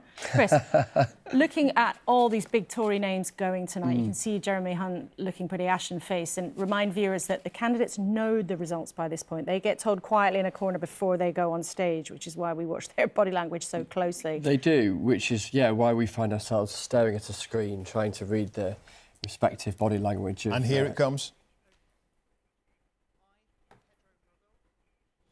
Oh, we're interrupting Jeremy Hunt because it's the Prime Minister's declaration. So we'll keep an eye on Jeremy Hunt. We'll bring you that result as soon as we have it. But there's Rishi Sunak on stage. Now, it would be extraordinary, and the first time in history, if he were to lose his seat. It's an incredibly safe seat, Richmond, in a beautiful part of North Yorkshire. It doesn't seem likely that that will happen, and yet he must have on his mind parts of the country well beyond his constituency, because as things Good morning, everybody. His Conservatives can I get your attention, for their worst please? defeat I, for Barry many Khan, decades. being the Deputy Acting Returning Officer for the election of a Member of Parliament for the Richmond and Northallerton constituency held yesterday, Thursday the 4th of July 2024, do hereby give notice that the number of valid ballot papers for each candidate was as follows. Jason Barnett, Independent, 27. Daniel George Callaghan, Liberal Democrats, 4,322. Angela Eileen Campion, commonly known as Angie Campion, Independent, 33. Louise Ann Dickens, Workers' Party of Britain, 90. Kevin Foster, the Green Party, 2,058. Rio Sebastian Justin Goldhammer, commonly known as Rio Goldhammer, Yorkshire Party, 132. Jonathan David Harvey, commonly known as Count Binface Party, 308. Graham Nichols, commonly known as Sir Archibald Stanton, the official Monster Raving Loony Party, 99. Nicholas Omolana, commonly known as Nico Omolana, 160.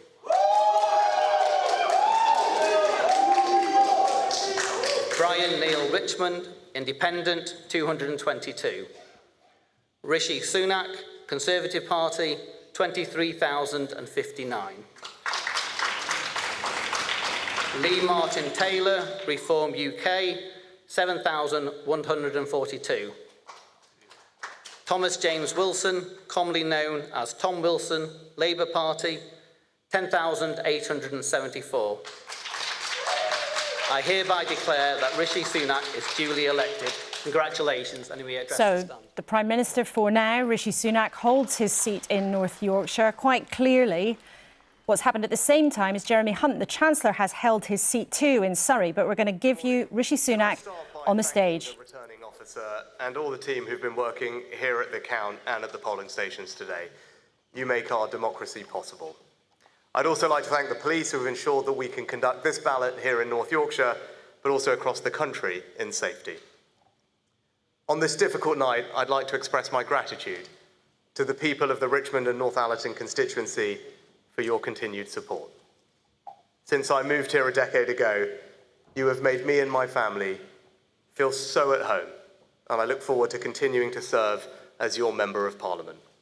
It is an enormous privilege. I'm grateful to my agent and constituency team, and I congratulate my opponents here on the energetic and very good-natured campaigns that they have run. The Labour Party has won this general election, and I have called Sir Keir Starmer to congratulate him on his victory. Today, power will change hands in a peaceful and orderly manner, with goodwill on all sides. That is something that should give us all confidence in our country's stability and future. The British people have delivered a sobering verdict tonight. There is much to learn and reflect on, and I take responsibility for the loss. To the many good, hard-working Conservative candidates who lost tonight, despite their tireless efforts, their local records of delivery, and their dedication to their communities, I am sorry. I will now head down to London, where I will say more about tonight's result before I leave the job of Prime Minister, to which I have given my all. I will then return here, to my family's home, and I look forward to spending more time with you all in the weeks, months, and years ahead. Thank you. Well, an extraordinary admission on the stage from Rishi Sunak, the Prime Minister. He has just told the country, rather than wait for the results to come in, that Labour will form the next government. He says he's called Sir Keir Starmer to concede, to congratulate Labour on winning this general election. So, from the words of the losing Prime Minister leaving his count there, Labour has won this general election. And with Rishi Sunak giving the verdict that it will be Sir Keir Starmer who will walk into Downing Street tomorrow as only the 7th Labour Prime Minister in history, only the 5th Labour leader to win a general election. So, the son of a toolmaker, as he's told us so often in the campaign, MP since 2015, Labour lawyer, now will become the next Prime Minister, according to the man who technically is the Prime Minister. I've never seen anything like it before, a concession and a congratulation. He will be heading straight to the King at some point tomorrow to tender his resignation. But yeah, there we have it at 4:45 in the morning. Rishi Sunak saying it's explicitly. Over. Yeah, that it is over, that he will only be Prime Minister for a matter of a handful of hours as he flies down to London to go and see the King. He's had that conversation with Keir Starmer and he anticipates, he knows that a Labour government is coming. But he made the point that he's going to stay on as MP. He's just won his seat. Indeed. He'd said that a couple of times on the campaign trail, but has said it again that, he will remain the MP. The big question will be for how long does he remain as Conservative leader? And he hinted, well, he said it explicitly, didn't he, that he will have more to say when he speaks in London. We will hear him speak in Downing Street in, 6 or 7 hours? I'm losing track of time. 5 or 6 hours' time, mid-morning, I suspect. Does he say anything then, or does he say anything once he's spoken to Conservative colleagues in London about the timescale of his longevity as Conservative leader as the party begins this process that we've heard in the last few hours? But it is an extraordinary thing. We just should underline to people, everybody watching, it is an extraordinary thing to see the Prime Minister having just won his seat. The results aren't even in. We have only had 413 results declared. But you can see Rishi Sunak there, perhaps trying to take back some control of what has been going on tonight by saying Labour has won, they will form the next government, and that he has already called Sir Keir Starmer to congratulate him. So, Rishi Sunak, ironic, isn't it, on the losing side, calling the result to the country. The winning post isn't that far away, though, frankly. I mean, we've got the tally there. Labour, 301 seats. Yeah. They only need 326. But it's an extraordinary thing. Remember the same moment with Theresa May, who looked so broken. Yeah. She only lost her majority. She didn't lose the election overall in 2017. But still, an extraordinary sight to see Rishi Sunak calling it to the country, saying that Keir Starmer and not him will be in Downing Street tomorrow. And his Chancellor is still an MP, Jeremy Hunt. He survived in Godalming and Ash. It was close, though. It was close. This is his victory speech. I'm deeply honoured to have been chosen once again to represent the area I grew up in and love. And after a gruelling campaign, I want to thank the people of Godalming and Ash for putting their trust in me. I won't let you down. I also want to thank my extraordinary supporters. I have been truly humbled by the amazing work we have done together under Adam's leadership. Thank you for keeping the faith when nearly every national opinion poll said we'd lost. But across the country, tonight is a bitter pill to swallow for the Conservative Party. We have achieved much in government and the economy is transformed from where it was post-pandemic. Some Conservatives will wonder whether the scale of our crushing defeat is really justified. But when you lose the trust of the electorate, All that matters is having the courage and humility to ask yourself why, so that you can earn it back again. I was incredibly proud to serve under Rishi Sunak, but I wish the incoming Labour government well. Keir Starmer and Rachel Reeves are decent people and committed public servants who have changed the Labour Party for the better. Whatever our policy differences, we all now need them to succeed. I hope in particular they use their majority to make much-needed reforms to the NHS in a way that is sometimes difficult for Conservative governments to do. To Paul Follows, I offer my congratulations on being a tenacious and determined adversary, and I wish him well, as I do all the other candidates. Finally, a message to my family. I'm so proud of my wife. Despite not being born in this country, she's turned out to be the most formidable canvasser I know, alongside Sue and Andrew and John, of course. And a message to my children, who I sincerely hope are asleep now. This may seem like a tough day for our family as we move out of Downing Street, but it isn't. We are incredibly lucky to live in a country where decisions like this are made not by bombs or bullets, but by thousands of ordinary citizens peacefully placing crosses in boxes on bits of paper. Brave Ukrainians are dying every day to defend their right to do what we did yesterday, and we must never take that for granted. Don't be sad. This is the magic of democracy. Thank you. Well, Jeremy Hunt, the Chancellor, has held his seat there, but only by the narrowest of margins. Interesting, though, not the only speech tonight to strike a very gracious tone. So Conservative Chancellor has managed to hang on to his seat, but he will not be Chancellor tomorrow. No. State of the parties. Labour on 305 seats. They only need a few more to be officially the winners of the 2024 general election. The Conservatives on 64, down 152. Labour up 137. The Liberal Democrats are on 40, up 35. Reform have 4 seats, the SNP on 4. And Sinn Féin there, they don't take up their seats at Westminster, but they have 5 as well. So that's the state of play. Not long now before Labour will be crowned winners. That's absolutely right. Nearly at the 326 magic finishing line. Victoria Derbyshire has been with the Sunak camp. He looked pretty dejected on stage, Victoria. Not surprisingly, perhaps. So what does it feel like there where you are? Well, you could hear a pin drop, actually, Laura. It was so quiet. He is obviously despondent. He was speaking seriously, soberly. He was pretty dignified. But, I mean, he looked broken. He knows that he has led his party to an historic defeat. And actually, in this leisure centre in North Allerton in North Yorkshire, we witnessed power transferring, didn't we? Because he called it. He said Labour have won this election. He said he'd already called Sir Keir Starmer to congratulate him. And he said it was a difficult night for the Tories. That's probably an understatement. But he took responsibility for the loss. He walked in with his wife 5 minutes or so, 10 minutes or so before you saw him address the room here. And they looked downcast, it has to be said. It was muted in this room. He's left now. He's, as you heard, he's going to London shortly, and as he said, he will have more to say about his future later. But he made it clear here that he would be staying as the MP for this area for the coming weeks, months and years, he said.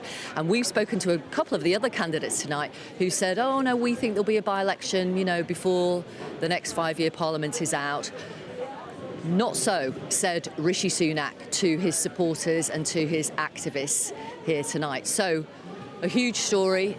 He has retained his seat, which he was always pretty hopeful of doing, let's be honest, but he has overseen this comprehensive battering by Labour and others. Victoria, thank you very much indeed. We've got some new guests. Well, Deanna, you're still with us. I'm here. Deanna Davison and Aisha Hazarika joins us as well, from our advisor to Ed Miliband. First of all, how would you sum up how this evening has gone? I think if you're a long-term Labour supporter, I cannot convey to you just the maelstrom of emotions that are going through us right now. You know, Labour has had a long, tough, brutal period in opposition. We operate as a political party not just to make speeches and be in virtuous opposition.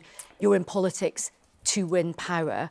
So it's been a really, really tough 14 years for us. And tonight, particularly as I'm speaking to you now, just hearing that moment from Rishi Sunak, to be on the precipice of being in power again is so overwhelming. And I just pay tribute to the incredible job that Keir Starmer has done, because this party was smashed to pieces back in 2019. I mean, people like me thought we wouldn't be back in the game for another 8, 10 years. So for me, the big story, and I understand there's lots of excitement about reform and other things, but for me, the absolute big story for tonight is a historic win for Labour, a historic win for Keir Starmer, and change is coming to this country after 14 years, in my view, of economic, political and moral vandalism.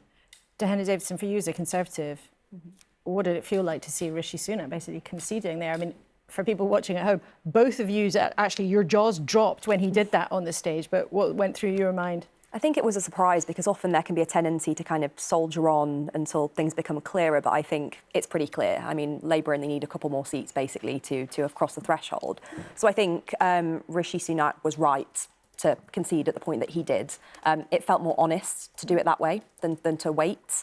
And I think his speech was incredibly gracious, you know, wishing Keir Starmer well, the fact he's already called him to congratulate him.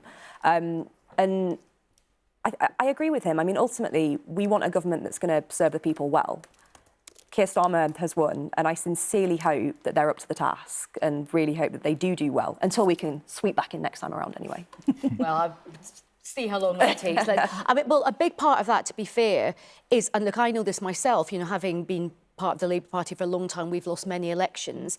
What's really interesting is the lessons that a party learns when it loses an election. And just looking, I thought Jeremy Hunt's speech was very, very gracious. By the way, maybe a potential leader that we're looking at, given that he's one of the few people that's kept his seat. He's tried it a few times before. But hey, third time's a charm. But I just think that the big mistake that the Conservatives could make is what the Labour Party did when we lost elections. We retreated into our comfort zone, which was going further and further to the left. And I think the big mistake that the Conservatives will make is to think, right, just because Reform have done well, to sort of chase the Reform dragon, if you like. They have lost seats to the Labour Party. They've lost seats to the Liberal Democrats.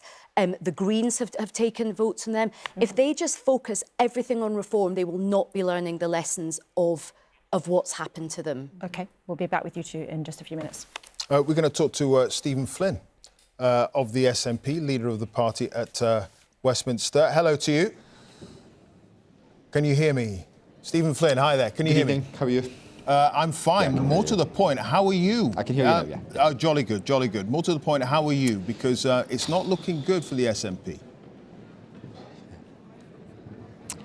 No, it's a very bittersweet night for me. I'm obviously delighted on a personal level to have received another victory from the people of Aberdeen South, and I thank them for that. But of course, as I turn away from the stage, I'm looking at TV screens which show my colleagues losing seats right across Scotland. It's not a reflection of their work, it's not a reflection of them. We've been swept aside by the Starmer tsunami, and the effect of that is there for everyone to see. The party is now going to have to reflect, to listen and to rebuild, and we're going to have to do it very, very quickly. There's a challenge that's in front of us, probably a challenge that we've not faced in a significant period of time.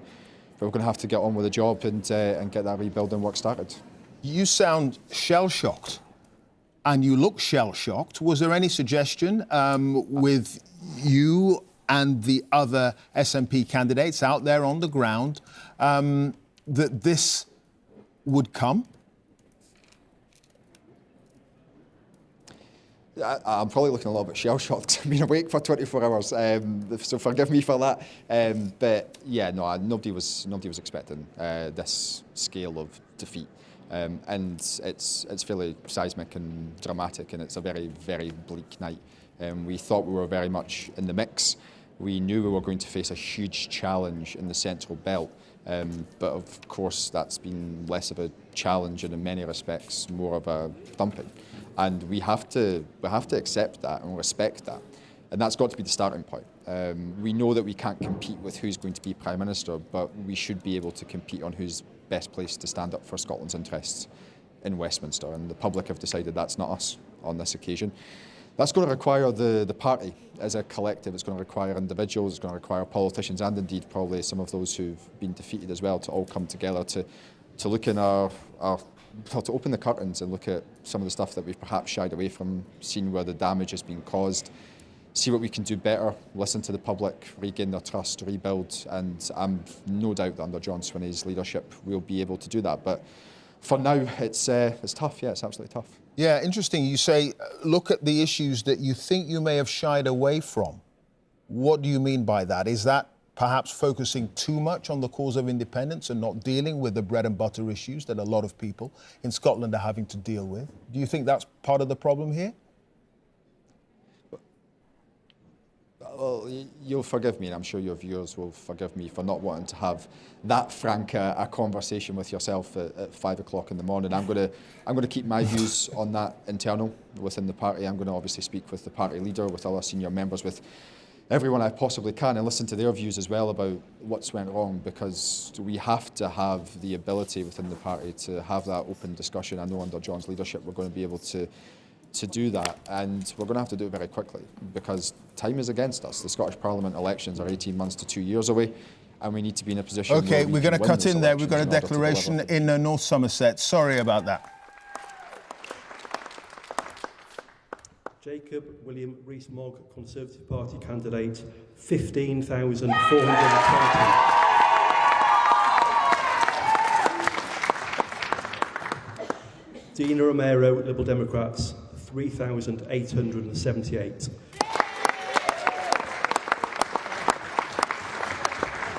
So the total number of valid ballot papers was 51,125. There were 142 rejected ballot papers, and I hereby declare that Dan Norris is duly elected to serve as the Member of Parliament for the North East Somerset and Hanham constituency.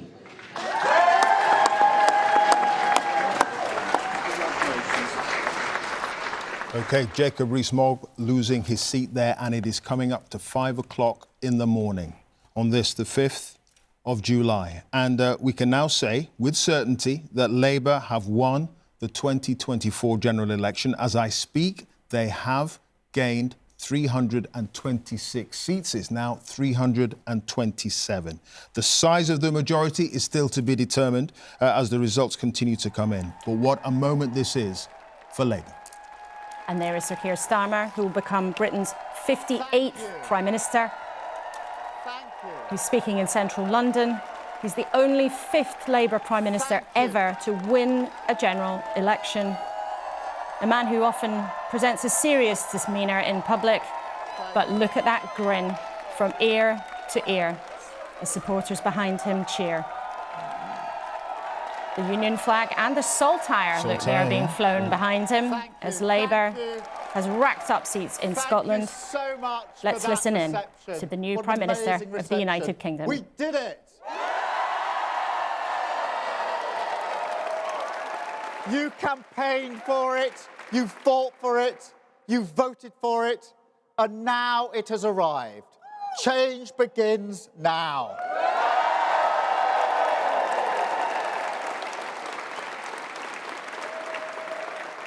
And it feels good, I have to be honest. 4.5 years of work changing the party. This is what it is for. A changed Labour Party, ready to serve our country, ready to restore Britain to the service of working people.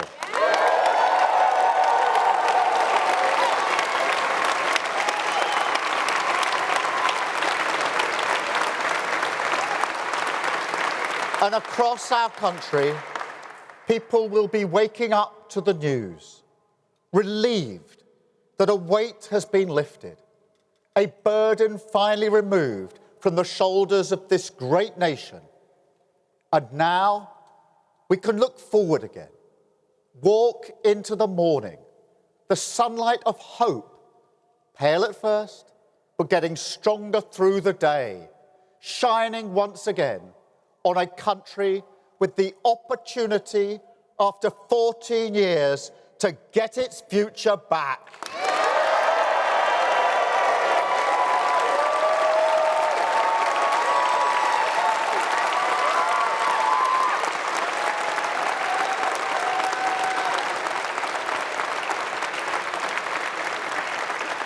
And I want to thank each and every one of you here for campaigning so hard for change.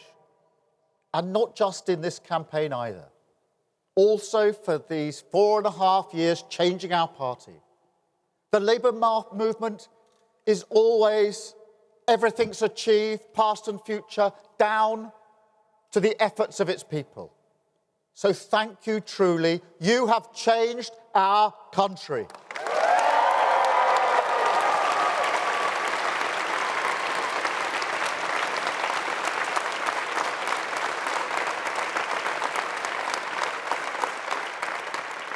But a mandate like this comes with a great responsibility.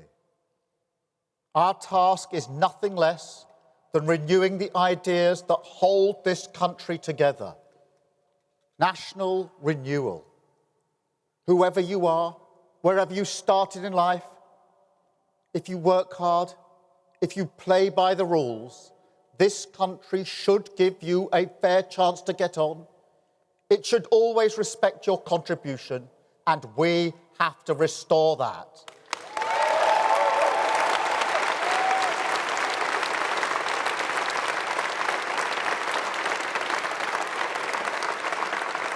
And alongside that, we have to return politics to public service. Show that politics can be a force for good. Make no mistake, that is the great test of politics in this era. The fight for trust is the battle that defines our age. It is why we've campaigned so hard on demonstrating we are fit for public service. Service is the precondition for hope. Respect, the bond that can unite a country. Together, the values of this changed Labour Party are the guiding principle for a new government. Country first, party second.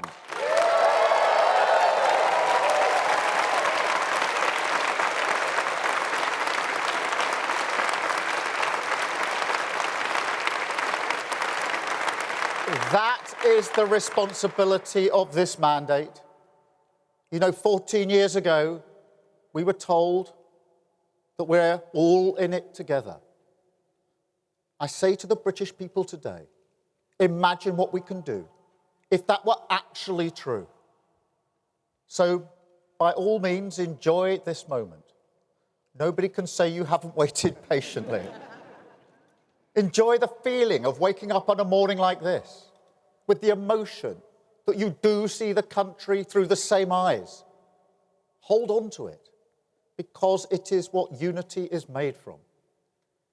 But use it to show to the rest of the country, as we must, that this party has changed, that we will serve them faithfully, govern for every single person in this country.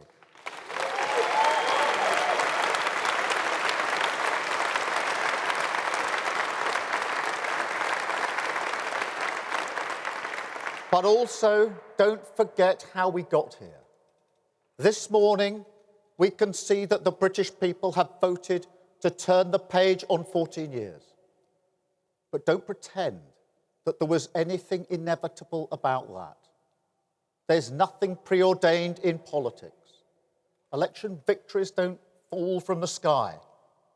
They're hard won and hard fought for. And this one could only be won by a changed Labour Party.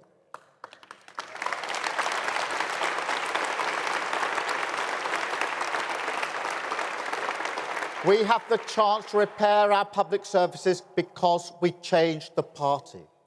We have the chance to make work pay because we changed the party. We have the chance to deliver for working people, young people, vulnerable people, the poorest in our society, because we changed the party.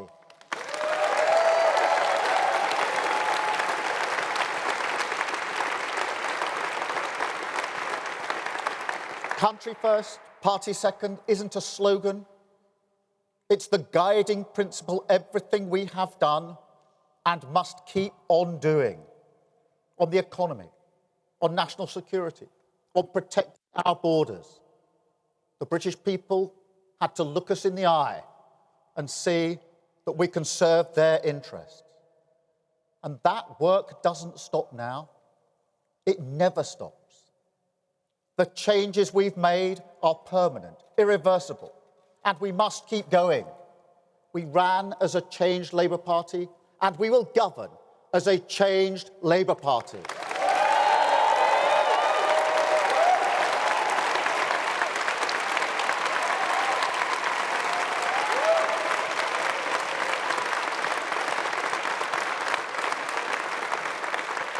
I don't promise you it will be easy. Changing a country is not like flicking a switch. It's hard work, patient work, determined work, and we will have to get moving immediately. But even when the going gets tough, and it will, remember, tonight and always, what this is all about. Now, I may have mentioned my parents a few times in this campaign, once or twice. But the sense of security we had, the comfort they took from believing that Britain would always be better for their children, the hope, not high-minded, not idealistic, but a hope that working-class families like mine could build their lives around. It is a hope that may not burn brightly in Britain at the moment, but we have earned the mandate to relight the fire. That is the purpose of this party and of this government. We said we would end the chaos, and we will. We said we would turn the page, and we have. Today we start the next chapter, begin the work of change, the mission of national renewal, and start to rebuild our country.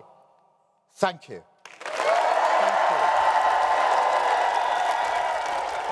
A rapturous reception for Keir Starmer, the Labour leader, and tomorrow, our new Prime Minister. Celebrating his victory with a crowd of activists at a location in central London, telling them it feels good, enjoy it, but also making a promise to everybody watching, making a promise to the country to, as he said in this campaign, as he said again in the early hours of the 5th of July, return government to the service of the people. And that brings a close to 14 years of Conservative successive governments. And Sir Keir Starmer, smiling there with his wife, Victoria, hopes it will bring an end to an era of genuine political turmoil, whether it's the independence referendum, the Brexit referendum, successive general elections, the pandemic, the coalition. He's promising not just change at the top, but change for the country. But huge challenges ahead, which he's well aware of despite tonight's smiles. But Chris, huge change. And I was struck as well by his words. There was nothing inevitable. Election victories don't fall from the sky. It's pretty important to reflect on where Labour was 5 years ago to where are we now? 343 seats at 5:10 in the morning, the night after an election, where Labour was in 2019. It's an extraordinary moment, isn't it, that we've witnessed in just the last few minutes, looking as we are now at the man who will be the UK's Prime Minister by lunchtime, inheriting as he did the Labour leadership after its worst defeat in parliamentary seat terms since 1935 at the last general election, and where we've gone in 2 successive general elections in the UK from a landslide for the Conservatives to a landslide for the Labour Party, a volatile, fickle electorate willing to change its mind much more quickly in many more places than it's ever been willing to do so before, meaning that any incoming government, whatever the size of its majority, as the Conservatives have learned, can't be certain as to where that will lead if they are not seen by the electorate to deliver. It's been very striking following Keir Starmer in the last few weeks that he has never wanted to appear exuberant, never wanted to appear complacent. He's allowed himself a smile, as well as he might, really, Seemed a little relaxed there, the size of the majority he is heading towards. Those numbers ticking up frequently as we speak. But he knows two things, doesn't he? One is that the Labour share of the vote, given the size of the majority that they're going to have, isn't that large. And then secondly, to state the obvious, but it's worth stating, the challenges that the Labour government will inherit, whether it's the tax burden or the state of public services, many, many other things as well, not least the picture internationally, is huge and is difficult. And a lot of those issues aren't magicked away by a giant majority. And so those questions will come thick and fast, as he acknowledged, Sir Keir Starmer there, for an incoming Labour government, not least from a chunk of the electorate who might expect things to change rather quickly given the size of the mandate he's going to have. OK, we're going to stay on those pictures. I think it's the Turbine Hall, I think, at Tate Modern, but correct me if I'm wrong. I'm sure no, you're it won't right. take long. Am I right? Yeah? Yeah. I like a bit of art. Let's go, though, to one of Sir Keir Starmer's colleagues, somebody who's highly likely to be in the Cabinet before tomorrow is out, Ed Miliband, at his count in Doncaster. Congratulations to you, Ed Miliband. What's going through your mind?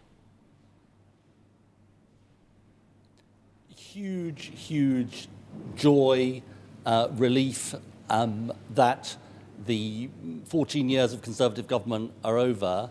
And I just want to start by paying tribute to my friend Keir for the extraordinary job he has done in getting Labour to this point and becoming our next Prime Minister.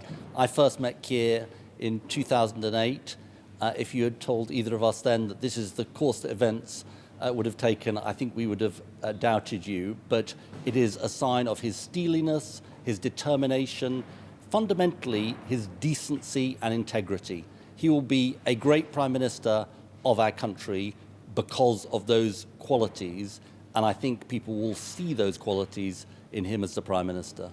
For those people watching at home, though, Ed Miliband, they will want to know, as well as noticing the most resplendent fresh red rose on your lapel standing proudly there, what can people expect to change in their lives? Because as Keir Starmer acknowledged, it's not going to be easy. Money is tight, trust is hard earned. What change can our viewers actually expect from the new Labour government? Look, I think, Laura, the truth about this campaign, and I've knocked on thousands of doors, is that people think the country's in a deep hole, and they would be right. And I think there is a sense of realism. I've had countless conversations with people on the doorstep where they say, well, look, we know you can't turn it round straight away. What can they expect? That we will start to turn the health service round, that we will start to put more police on our streets, more teachers in our classrooms, we'll set up a new publicly owned energy company, and we will hit the ground running doing that. I think there is huge realism actually among people about how quickly change can happen. Of course they want to see change, and this is a mandate for change, a seismic mandate for change, and an instruction to deliver that change, and we will take that mandate with the utmost seriousness that it deserves. And the overwhelming story for you tonight is this incredible achievement for your party, especially given where you were in 2019.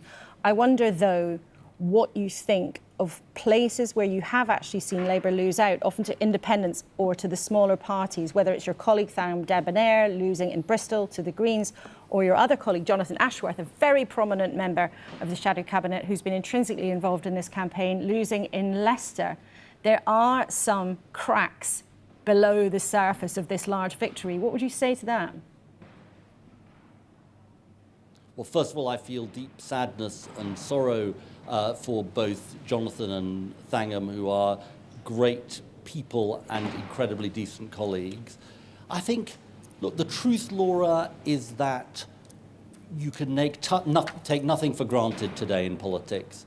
There is a deep sense that politics isn't working, that Politics has not worked for 14 years under the Conservatives, and there is a looking around for how we can address the problems of the country. Now, Gaza poses its own challenges. The tragic situation in Gaza, which I think explains why Jonathan lost. I'm very sad to lose Thangham, who is a very dear colleague to me. But I think, look, we are in volatile politics. That is definitely true. That should not take away, though, from the overall truth of this night, which is, after 14 years, the country has put its faith and trust back in the Labour Party again in a way that nobody thought possible barely 4.5 years ago. And look, part of our job is not just to be a government for the people, as Keir said, who voted for us, but for those who didn't vote for us, for those who didn't vote at all, who say, nobody can really fix this. I heard that a lot of times on the doorstep. Nobody can really fix this. And we intend to show that actually government can deliver for people. That's our challenge, and that's the challenge we will get stuck into right away. Ed Miliband, Clive Myrie here. Are you going to be able, do you think, with this whopping majority, to restore some faith in government? So many people on the doorsteps have been saying that their faith in government is gone. And it's a responsibility that you have now, and it's a heavy one, to try to restore that faith in politics and in government and in public service that you've talked so much about on this campaign. You're totally right, Clive. And you are right to say that this doesn't just stretch back 14 years, it goes well beyond that. And if you look at all of the evidence there is on this, you know, that is part of our job. I mean, of course, our job, as I say, is to deliver on what we promised. But in delivering what we promised, we have to try and restore people's faith that government can be a force for good in our society and politics can make a difference. And, you know, that is in the interest not just of the Labour Party, but all political parties and our country as a whole. You know, as always, the most frightening conversations you have on the doorstep are not necessarily when people saying they're voting for someone else, they're bad, but it's when people say, I'm not going to vote for any of you, I've never voted for any of you. And, you know, look, I think his seriousness, his decency, his non-flashiness is actually a massive advantage in that respect. This is a serious guy for serious times. He's not running, as he said, to be the circus entertainer. He's a man of deep integrity. I know him very well. And he is the right man for this moment, as the British people have decided. Okay. Ed Miliband, thank you. Let's talk to Aisha Hazarika, now Labour peer, one-time aide to Ed Miliband. When Keir Starmer was speaking, when the result came in, you were, I hope you don't mind me saying, you had tears in your eyes and you look still now. I am really quite emotional, to be honest, because I think for so many of us who have just had this really long, difficult time in opposition, long-term Labour Party supporters, what Keir Starmer has done tonight is nothing short of performing a miracle. If you go back to what happened in 2019 at that general election campaign, if you had said to us that in such a short period of time we would not just be on the brink of power we would have taken a hung parliament, but to actually have this majority, it's so overwhelming. And I think the question that you asked, Clive, picking up on what Keir Starmer said, that there was nothing inevitable about this. Yes, of course, you can argue that there was some luck involved in terms of Boris Johnson, Partygate, Liz Truss, all of that stuff. But let me tell you something in politics. Luck, you make your own luck in politics, and luck comes from years of hard work and preparation, meeting a moment of opportunity and converting that into political advantage. And that is what Keir Starmer has done with his team. And I know people feel very disillusioned about politics, the absolute state of how broken this country is. But if you look what Keir Starmer has done in 4 years, I just think he will do really good things for this country because he is decent, he is hardworking, he is sober, he is committed, he's got something noble about him. We are sick of the out-of-control car crash circus that has been in politics, which we as Westminster watchers, it's quite fun for us to follow. Out there in the country, it's affected people's everyday lives. They can't pay their mortgages. They can't get food on the table. They're worried sick about their kids. They can't see a doctor. They can't get a policeman round to their house.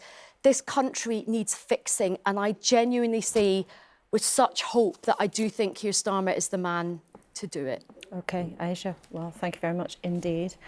I can see it really is genuinely a moment that means a huge amount to you, but my goodness, what a weight there is now on Keir Starmer's Absolutely, he has to shoulders. deliver, and he has to win with humility and concentrate on deliver. No frat boy hubristic punching the air. He's got to work hard and deliver. I can't quite imagine him ever punching the air. No, that's true. Maybe in the football stands, but that's probably true. That's pushing it a little bit. Who knows? We go from the future Prime Minister to a past Prime Minister, Liz Truss, and her seat in southwest Norfolk. Apparently, Ros Atkins is reporting for us down there. It's on a knife edge.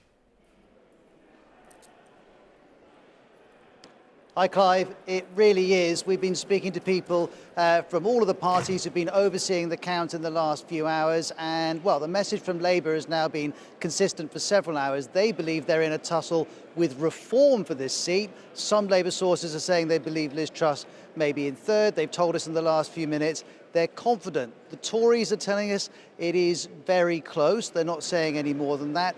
Some other parties have also said they believe this is either a three-way race or a two-way race that doesn't involve Liz Truss. Now, none of that means that's going to be the result, but it is an illustration of the fact that we are well into the evening. The counting is still going on, but it's almost finished, and yet no one here is really sure of which way this is going to go. In the next few minutes, though, we expect we will find out. All the candidates will be on the stage just behind me, and of course the results will be read out. One piece of context which is worth mentioning, just a few minutes ago, the results of Northwest Norfolk were also announced here in King Lynn, and despite the initial exit poll from the BBC saying there was a 66% chance of Labour taking that, actually the Tories have held that seat with a majority of around 5,000. Now, that's a long way down from the previous majority of well over 20,000, but nonetheless, it's a hold. I was just chatting to one member of the Conservatives a moment ago, and he said, we're relieved. I said, what about Liz Truss's seat? And he said, we're not sure which way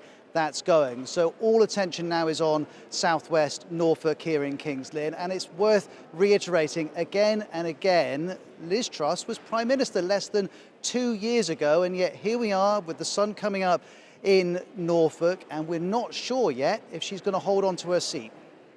Incredible, absolutely incredible. Ros, thank you for that. That would be an incredible moment for former Prime Minister. It's been an incredible night. It has been an incredible night for the Labour Party. Now, Rita, we can update our numbers, our forecast.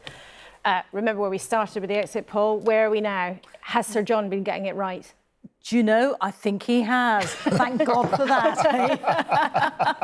Yeah, I didn't want to set you up to have to say no. That would have been a bad moment. That would have been a bad thing. Sir John has delivered yet again. All right, we've still got 125 seats to declare.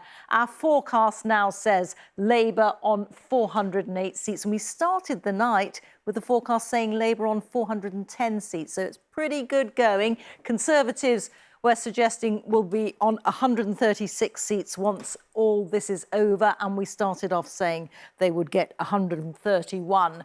So, you know, full marks to Sir John for that. Let me just take you to a little bit more analysis of the exit poll with the results so far. And you can see for yourselves the Conservatives down sharply in the exit poll on 23%. And actually, based on the results so far, they've lost 20% of the vote that they got in 2019. Labour, we thought on the exit poll, up by 4%. Results so far up by 2%. And that is really fascinating, isn't it? That on the one hand, we're saying Labour landslide, and on the other hand, we're saying their share of the vote compared to 5 years ago is just up 2%. We'll be chewing over that for quite some time, I suspect. Reform, we said 14% at the start of the night. They've got 12%, and that's based on what the Brexit Party got in 2019. The Lib Dems, no change in the share of the vote, but a great big haul of seats for them. The Greens, roughly the same, and the SNP going down quite substantially. So, I mean, I think that's a gold star, an A+ for Sir John. I think it might well be, Rita, and I think we're going to talk to him now. Sir John, your job is safe here at the BBC. You will not be fired in the morning. You have been working so diligently with your team on this, and it would seem that the results, we're getting towards the end of it now, are marrying up with your prediction and that of your team from what, 8-9 hours ago? Sure. I mean, I think what I have to say first straight away, it was very hard work yesterday, and absolutely every single member of the team made an absolutely invaluable contribution to what was a very difficult election to forecast. That said, we still. John, I'm gonna cut across you because your microphone's not on. It was all going so well. It was the excitement of getting those figures so right at the beginning of the night. But we'll get back to John shortly. In fact, actually, he's going to be here in a couple of seconds. OK, John, can you hear me now? I can hear you fine. You can hear me, and we can hear you too, which is the point. Sorry about that. It's all right. So you can do an exit poll of massive complexity and not stick a put the mic on. So the first thing I was going to say to you is we still have about 100 results to go. So, we're not absolutely finally there. But what I was then going on to say is, look, this is not just me. This has been a very substantial multi-person operation. It was quite a hard election to model. It required a lot of work, much more difficult than most other elections that we've previously been involved with. And, fingers crossed with, as we said at the beginning of the night, we weren't quite sure about reform, and indeed we did somewhat overestimate them. In the end, we did say the SNP were going to do really badly, and I suspect most people didn't believe us. We weren't quite sure ourselves. That looks to be roughly right. But broadly speaking, yes, it does look as though it's panned out as we expected. That said, first of all, a couple of historical records, if our current forecast is right, and one really important caveat about Labour's success. So the historical records, if this forecast now is right, this will be the Conservatives' worst ever performance in the whole of their parliamentary history, so far as seats are concerned. And for the Liberal Democrats, it will be their best result since 1923, and better than anything that Charles Kennedy or Paddy Ashdown or Nick Clegg managed to achieve. The second thing I think what one should say is that actually, but for the rise of the Labour Party in Scotland, which has been truly spectacular, we will be reporting that basically Labour's vote has not changed from what it was in 2019. In Wales, it's actually down, and England, it is barely changed. One has to say, this does look like an election that the Conservatives have lost, and have lost primarily because of the votes they have lost to reform, which has cost the party seat after seat after seat. Around 2/3 of the seats that the Conservatives have lost are seats where if reform voters had voted Conservative, they would still have hung on to. So Labour have, in these early hours, acknowledged the difficult task that faces them. I think they also need to realise that while they have won the right to govern the country, they are not necessarily backed by a very high proportion of the country, and they've still got an awful lot of people to win over during the course of their term of office. Sage words. Thank you, John, and to your team for all the work that you've put into this. Absolutely. And one place where their predictions look pretty in line with what's been going on is in Scotland. So just to remind you, the state of the parties, Labour have gained 36 seats there. They're now on 37. And actually, I've got to say, a few months ago, that would have been the stuff of Labour's dreams. For a long time, things looked like they would be really even Stevens between them and the SNP. That is not what has happened at all. Alex Salmond, the former SNP leader, suggested to us about an hour ago that it meant the SNP's claim of a mandate for independence from this election would be laughed at. Let's see what James Cook, our Scotland editor, has to make of what's been going on. James, this is a disaster for the SNP, isn't it? It's a total disaster for the Scottish National Party, Laura. There's no question about that whatsoever. A complete reverse of the stunning electoral win that they had in 2015 when they took 56 out of 59, as it was then, of Scotland's constituencies. The tide has shifted, it's changed, and it's swept away many, many, many members of Parliament for the SNP. Now, interestingly, I was just chatting to one of them who lost his seat here in Glasgow, Labour winning everything here in Glasgow, David Linden, and he said he didn't really think this election was about independence, which is odd, because this is the manifesto, and that's the first page of it, and it says, vote SNP for Scotland to become an independent country. So the SNP understand that they have to regroup. The Deputy First Minister, Kate Forbes, was saying that very early in the night. They need to reassess, they need to regroup, they need to rethink.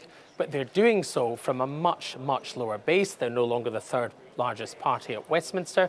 That means the loss of money that you get that's associated with that. So that's one issue for them. And Labour, on the other hand, absolutely cock-a-hoop here in Glasgow and across Scotland. Are they back for good? That is the big question.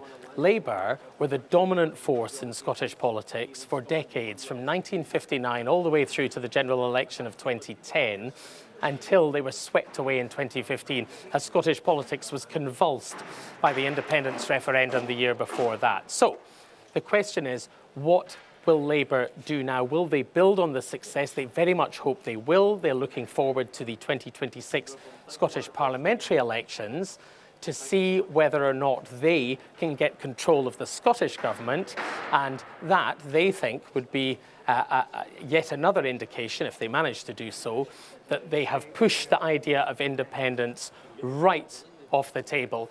But the big question is, and lots of voters I've talked to around the country have been asking this, what does meaningful change from the Labour Party look like when the party has promised to stick to Conservative spending constraints, and also to some Tory welfare policies? There's many other questions, but it's clearly an amazing night for the Scottish Labour Party. Now the hard work will begin.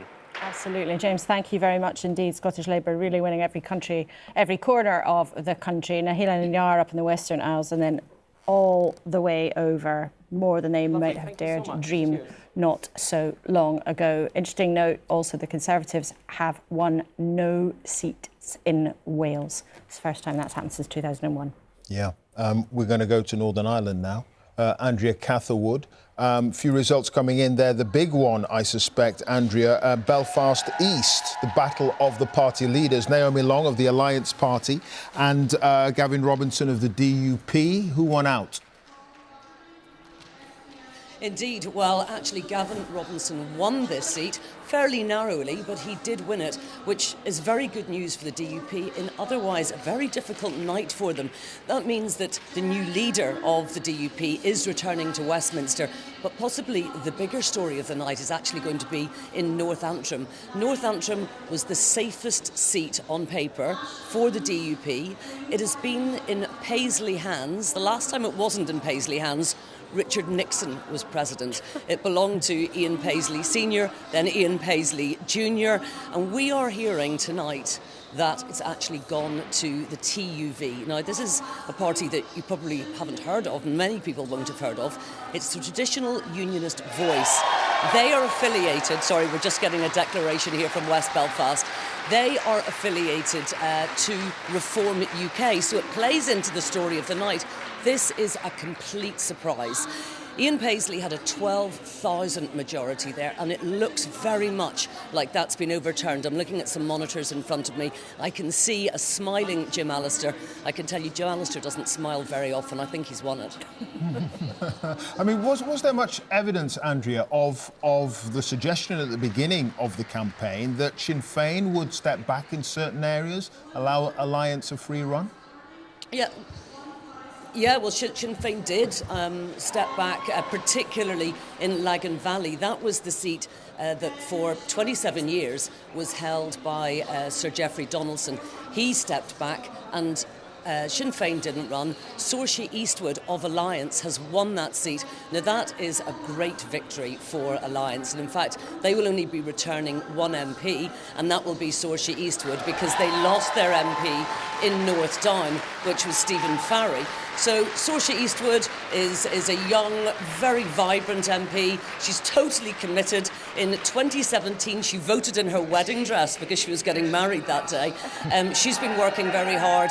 And yes, Sinn Féin stepped back, and that helped her and helped Alliance to win that seat. All right, Andrea, thank you for that update from Northern Ireland. Let's go then to Wales. Our colleague Harold Griffiths is in Cardiff for us, and all of the seats in Wales have now declared, we understand. How does it look?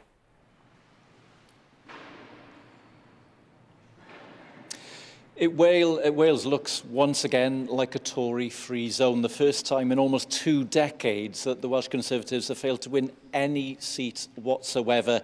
And the Welsh map is once again largely red. So we were down to 32 constituencies, 27 of them going to Labour, 4 to Plaid Cymru and 1 to the Lib Dems. But really, it's the Tory losses that are the story. The safest seat of all, at least you'd have thought so just a couple of weeks ago, Montgomeryshire and Glyndŵr.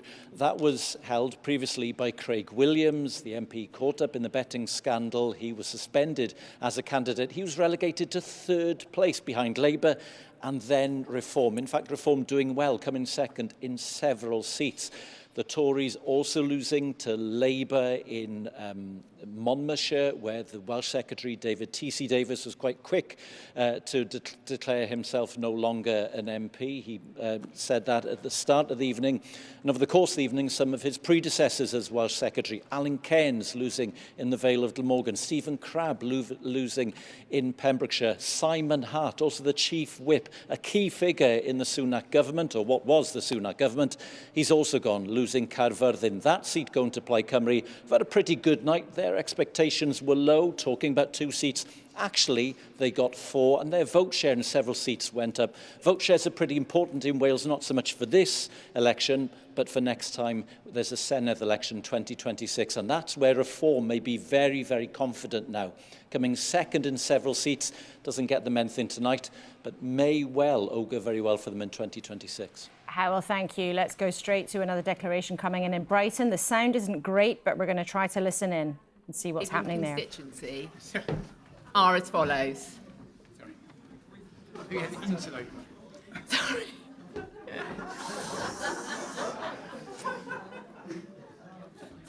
Phone. Valerie Gray, Social Democratic Party, 784 votes.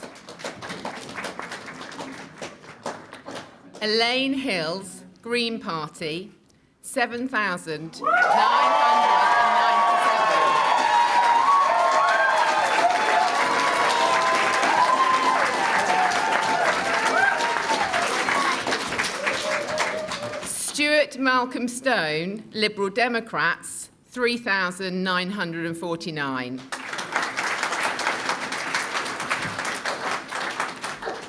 Kobe Ann Vallis, the Conservative Party candidate, 8,230.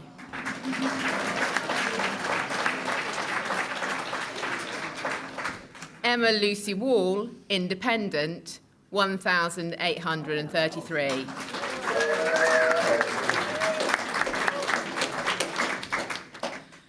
Chris Ward, Labour Party, 17,893.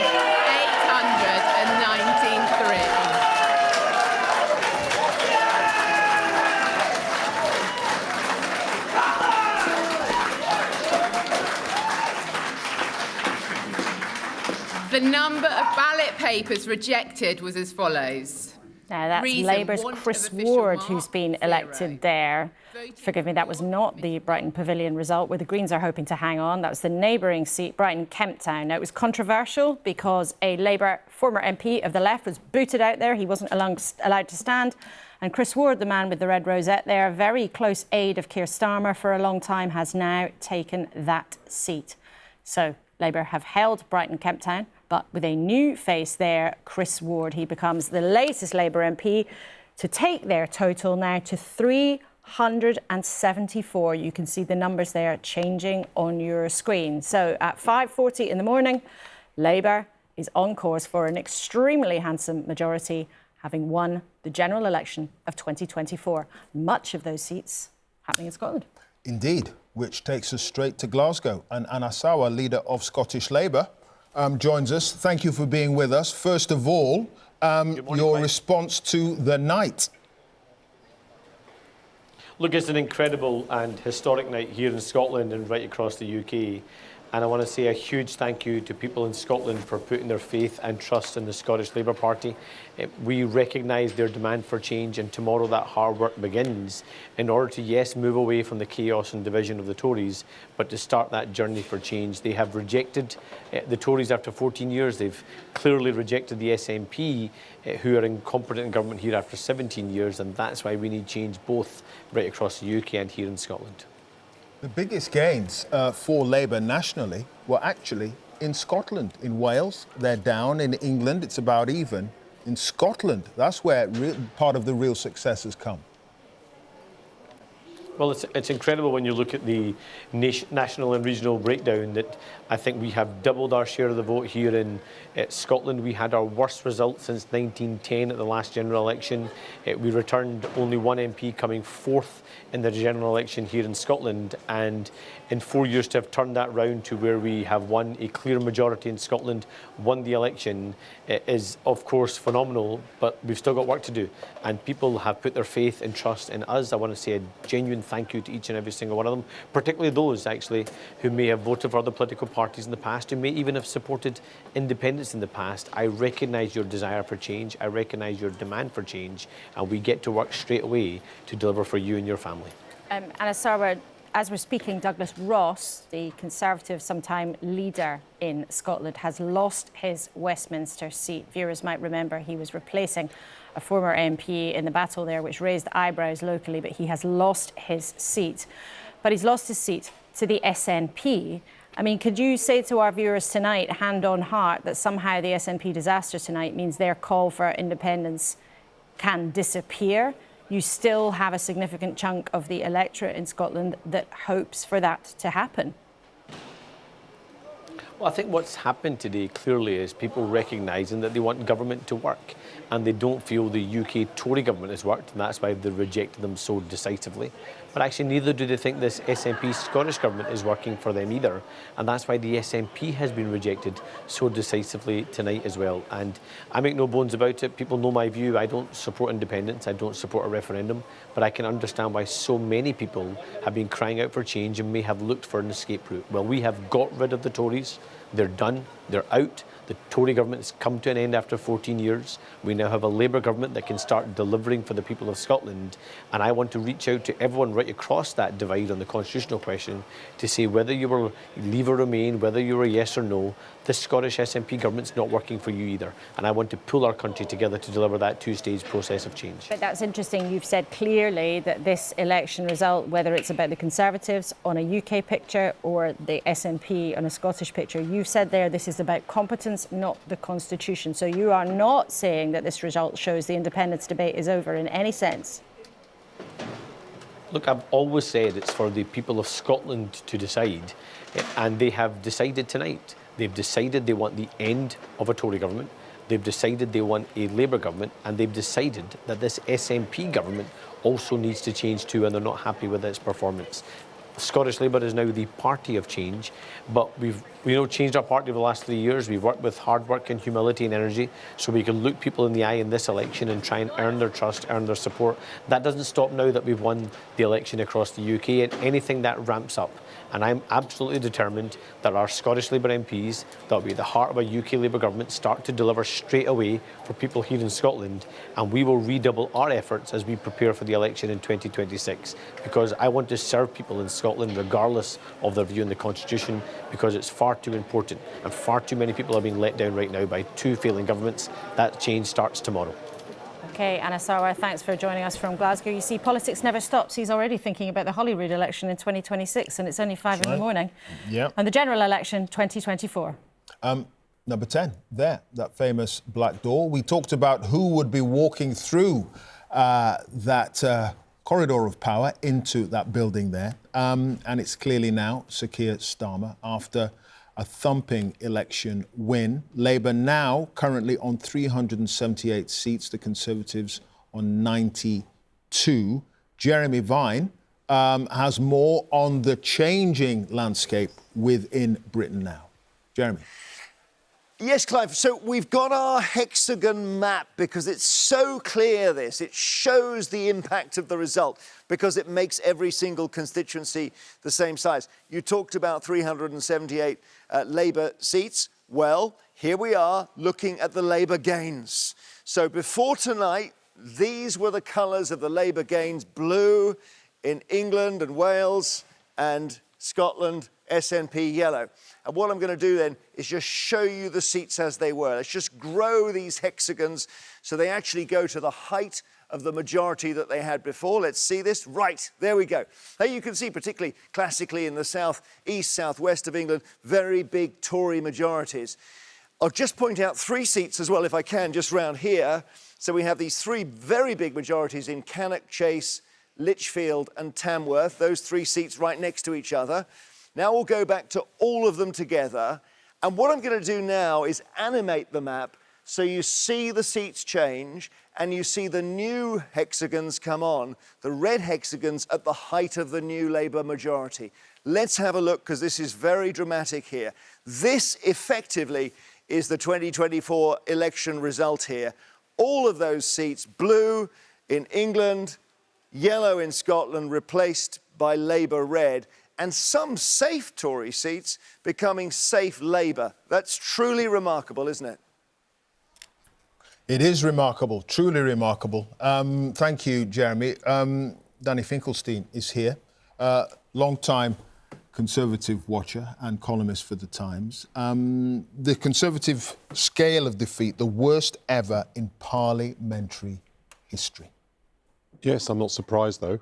I can't think that anybody who's watched what's happened should be surprised. If you end up having 5 prime ministers and you have 4 chancellors of the exchequer in a very short period of time, and you have a Home Secretary and then sack the Home Secretary and then get the Home Secretary again and sack her again, at a time when the country's in any case got significant economic problems, it's hardly surprising the party suffered a big defeat. And I think it lost votes to all parties for pretty much the same reason. I know everyone's considering the difference between Labour voters and Reform voters, but common to it all was people feeling the government wasn't mature or realistic, and as a result, a lot of, very good friends of mine, whom I admire a lot, have lost their seats, and I completely get why. Lord Finkelstein, we can just see Rishi Sunak about to get out of the car at Teesside Airport. He'll be about to get on a plane and make his way back to London. I just want to bring in Kelly Beaver, who's the Chief Executive of Ipsos Mori, part of the huge effort to put the exit poll together. And you spend your life studying all of these things. If people are putting on the telly at 10 to 6 to get up for an early shift and they haven't been following things overnight, Labour's won the general election. Yes. What's the scale of the change we've seen? Absolutely seismic, the change that we've seen from Labour in this election. But I would point to, as we heard earlier from Sir John Curtice, the Conservative defeat, which is probably a bigger story in this electoral contest today. You can see some of the issues like views on competency in government feeding through, and also they've been flanked by reform, as the Conservatives have also been suffering from this disillusion of politics, concerns amongst certain constituencies about peaky issues like immigration, where Reform have really been able to make progress and damage their share. So I think it's a sort of tale of 2 stories, if you will, but there's definitely a big incumbency impact here, both in the UK more broadly, but in particular in Scotland, where we're seeing that issue too. So essentially, if you were in charge, you're getting hammered. You are, you really are. And trust, competency, and one of the other big challenges, of course, is the overwhelming desire for change amongst the British populace. 8 in 10 want change in the country. That is what has been promised by a Labour government. Yeah, Danny Finkelstein, I mean, is that the point we've reached, or where the Conservative Party reached? 14 years is just long enough. Yeah, look, that is definitely one. 17 years for the SNP in Scotland. Yeah, that's because the SNP and the Conservative Party, they did lose for that reason partly, right? So it was just longevity, and at the end of a period, you tend to lose. But I think we shouldn't underplay Labour's achievement. Yeah, because you don't always lose like this. They reposition themselves to win in this electoral system by being the sort of fit-to-govern party in most of the constituencies in the country. And that was a real, Keir Starmer was right to say that was a real achievement of changing the party to do that. And so I think, one of the things people are fed up with is Tories just talking about themselves and Tories talking to each other and arguments between Tories. There's now going to be a Labour government with a massive majority, so we need to start considering, analysing what they've done. And, you've got to look at it, and electorally it's been very impressive what they've done, and they understood what the electoral system they were fighting in, and forced an election. The left designed to maximise that, and the left effectively has found a way of uniting, even though the Liberal Democrats are outside the Labour Party by targeting their votes. The right has split, So the advantage the Conservatives have had for a century, really, in the electoral system has turned into a disadvantage. If we can be a bit more brass tacks about it, though, Danny, the promise from Rishi Sunak and the people around him was that he was not going to be chaotic. He was going to be able to bring the Conservative Party up to where he was. When he moved into number 10, the idea was he was more popular than the Tory party, even though he hadn't won the Tory leadership, and he would drag the party up to meet him. And instead, actually, his personal ratings went down and down and down. I mean, one of the essay questions for the Tory party is going to be, did Rishi Sunak make it worse? And was it a mistake to call the election in the summer rather than wait till autumn to give him a better chance? I mean, he ended up managing the party rather than the country. And I always thought that was a mistake. The counter to my point is maybe the party, maybe that had to happen. Maybe he simply couldn't otherwise be Prime Minister at the head of the Conservative Party as it was. But I felt the moment he decided to do that, it doomed the party to lose at the election. But the real reason why the Conservative Party lost the election is because in Boris Johnson and Liz Truss had appointed people who were simply not suitable for the office, even though they're both people who were perfectly capable in different ways. And Boris Johnson was removed because people felt he didn't have integrity, and Liz Truss was removed because the economy nearly went over a cliff. And once you've done that, how are you going to win the election? Except by unhaving parties and unlying to Parliament and Liz Trussifying the economy, and you can't do that. Is that what happens when you have a very good majority? Was there a danger of becoming complacent with 80-plus seats from Boris Johnson on down? And do you potentially see a similar thing happening with Labour at some point? Well, it could. At the moment, I think they're showing maturity in their approach. It could eventually happen without any question. But, when the Conservatives started talking about, I don't really remember this 5 families, right? It was preposterous. It was embarrassing to watch that. And if people hadn't followed I think it was outlining 5 different tribes in the Tory party. So the party was so split that publicly, as journalists or pundits like you or journalists like me, you could sit and say, well, there's 5 groups. And the public can see that. It was also the self-aggrandisement of using the term from The Godfather to describe the party. So the party did, you're right, Clive, become so used to power, it thought that it didn't have to go back to the electorate. And when it chose its leaders, it did the same thing. It chose Liz Truss, despite the fact that I think she was likely to propose something that wouldn't work and people wouldn't want, and then did that and ended up losing office in only 50 days. You're criticising? Yeah, I'm critical of everybody who was involved in that decision. But let's face it. I was also responsible because, as a Conservative, I share a degree of collective responsibility. I'm happy to accept it. I was putting an argument the whole time for a party that was more moderate and more reasonable and more considered and achieved more, which I think would have got votes back from Reform as well as Labour. But I didn't win that argument, and I think people like me have got to reflect, why did we not? Why did we not enthuse people? Absolutely.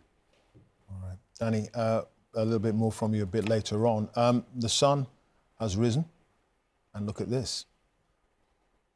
Over number 10. And at some point later on today, Keir Starmer will be walking through that famous door at number 10. And Reeta will have more analysis now on the night's events.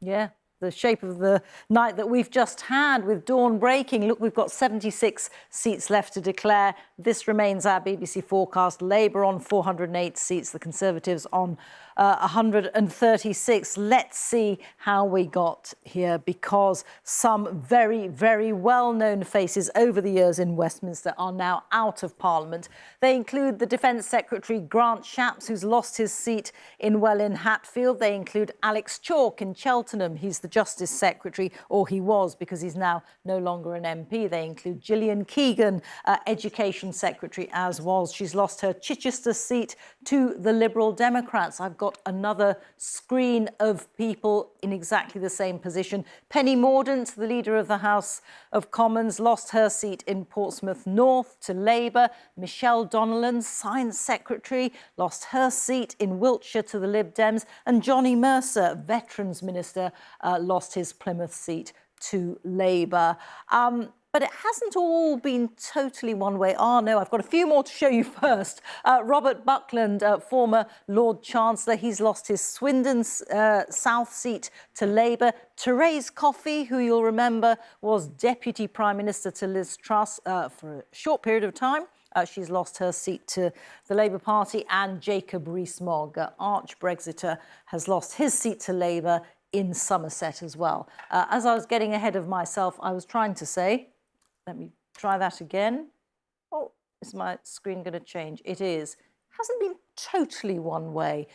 Labour have achieved a remarkable victory tonight, but there have been casualties, and they include Jonathan Ashworth in Leicester South, where an independent has overturned a very, very big Labour majority to gain that seat from Labour. And Jonathan Ashworth, one of the very senior Labour figures, is now out of Parliament.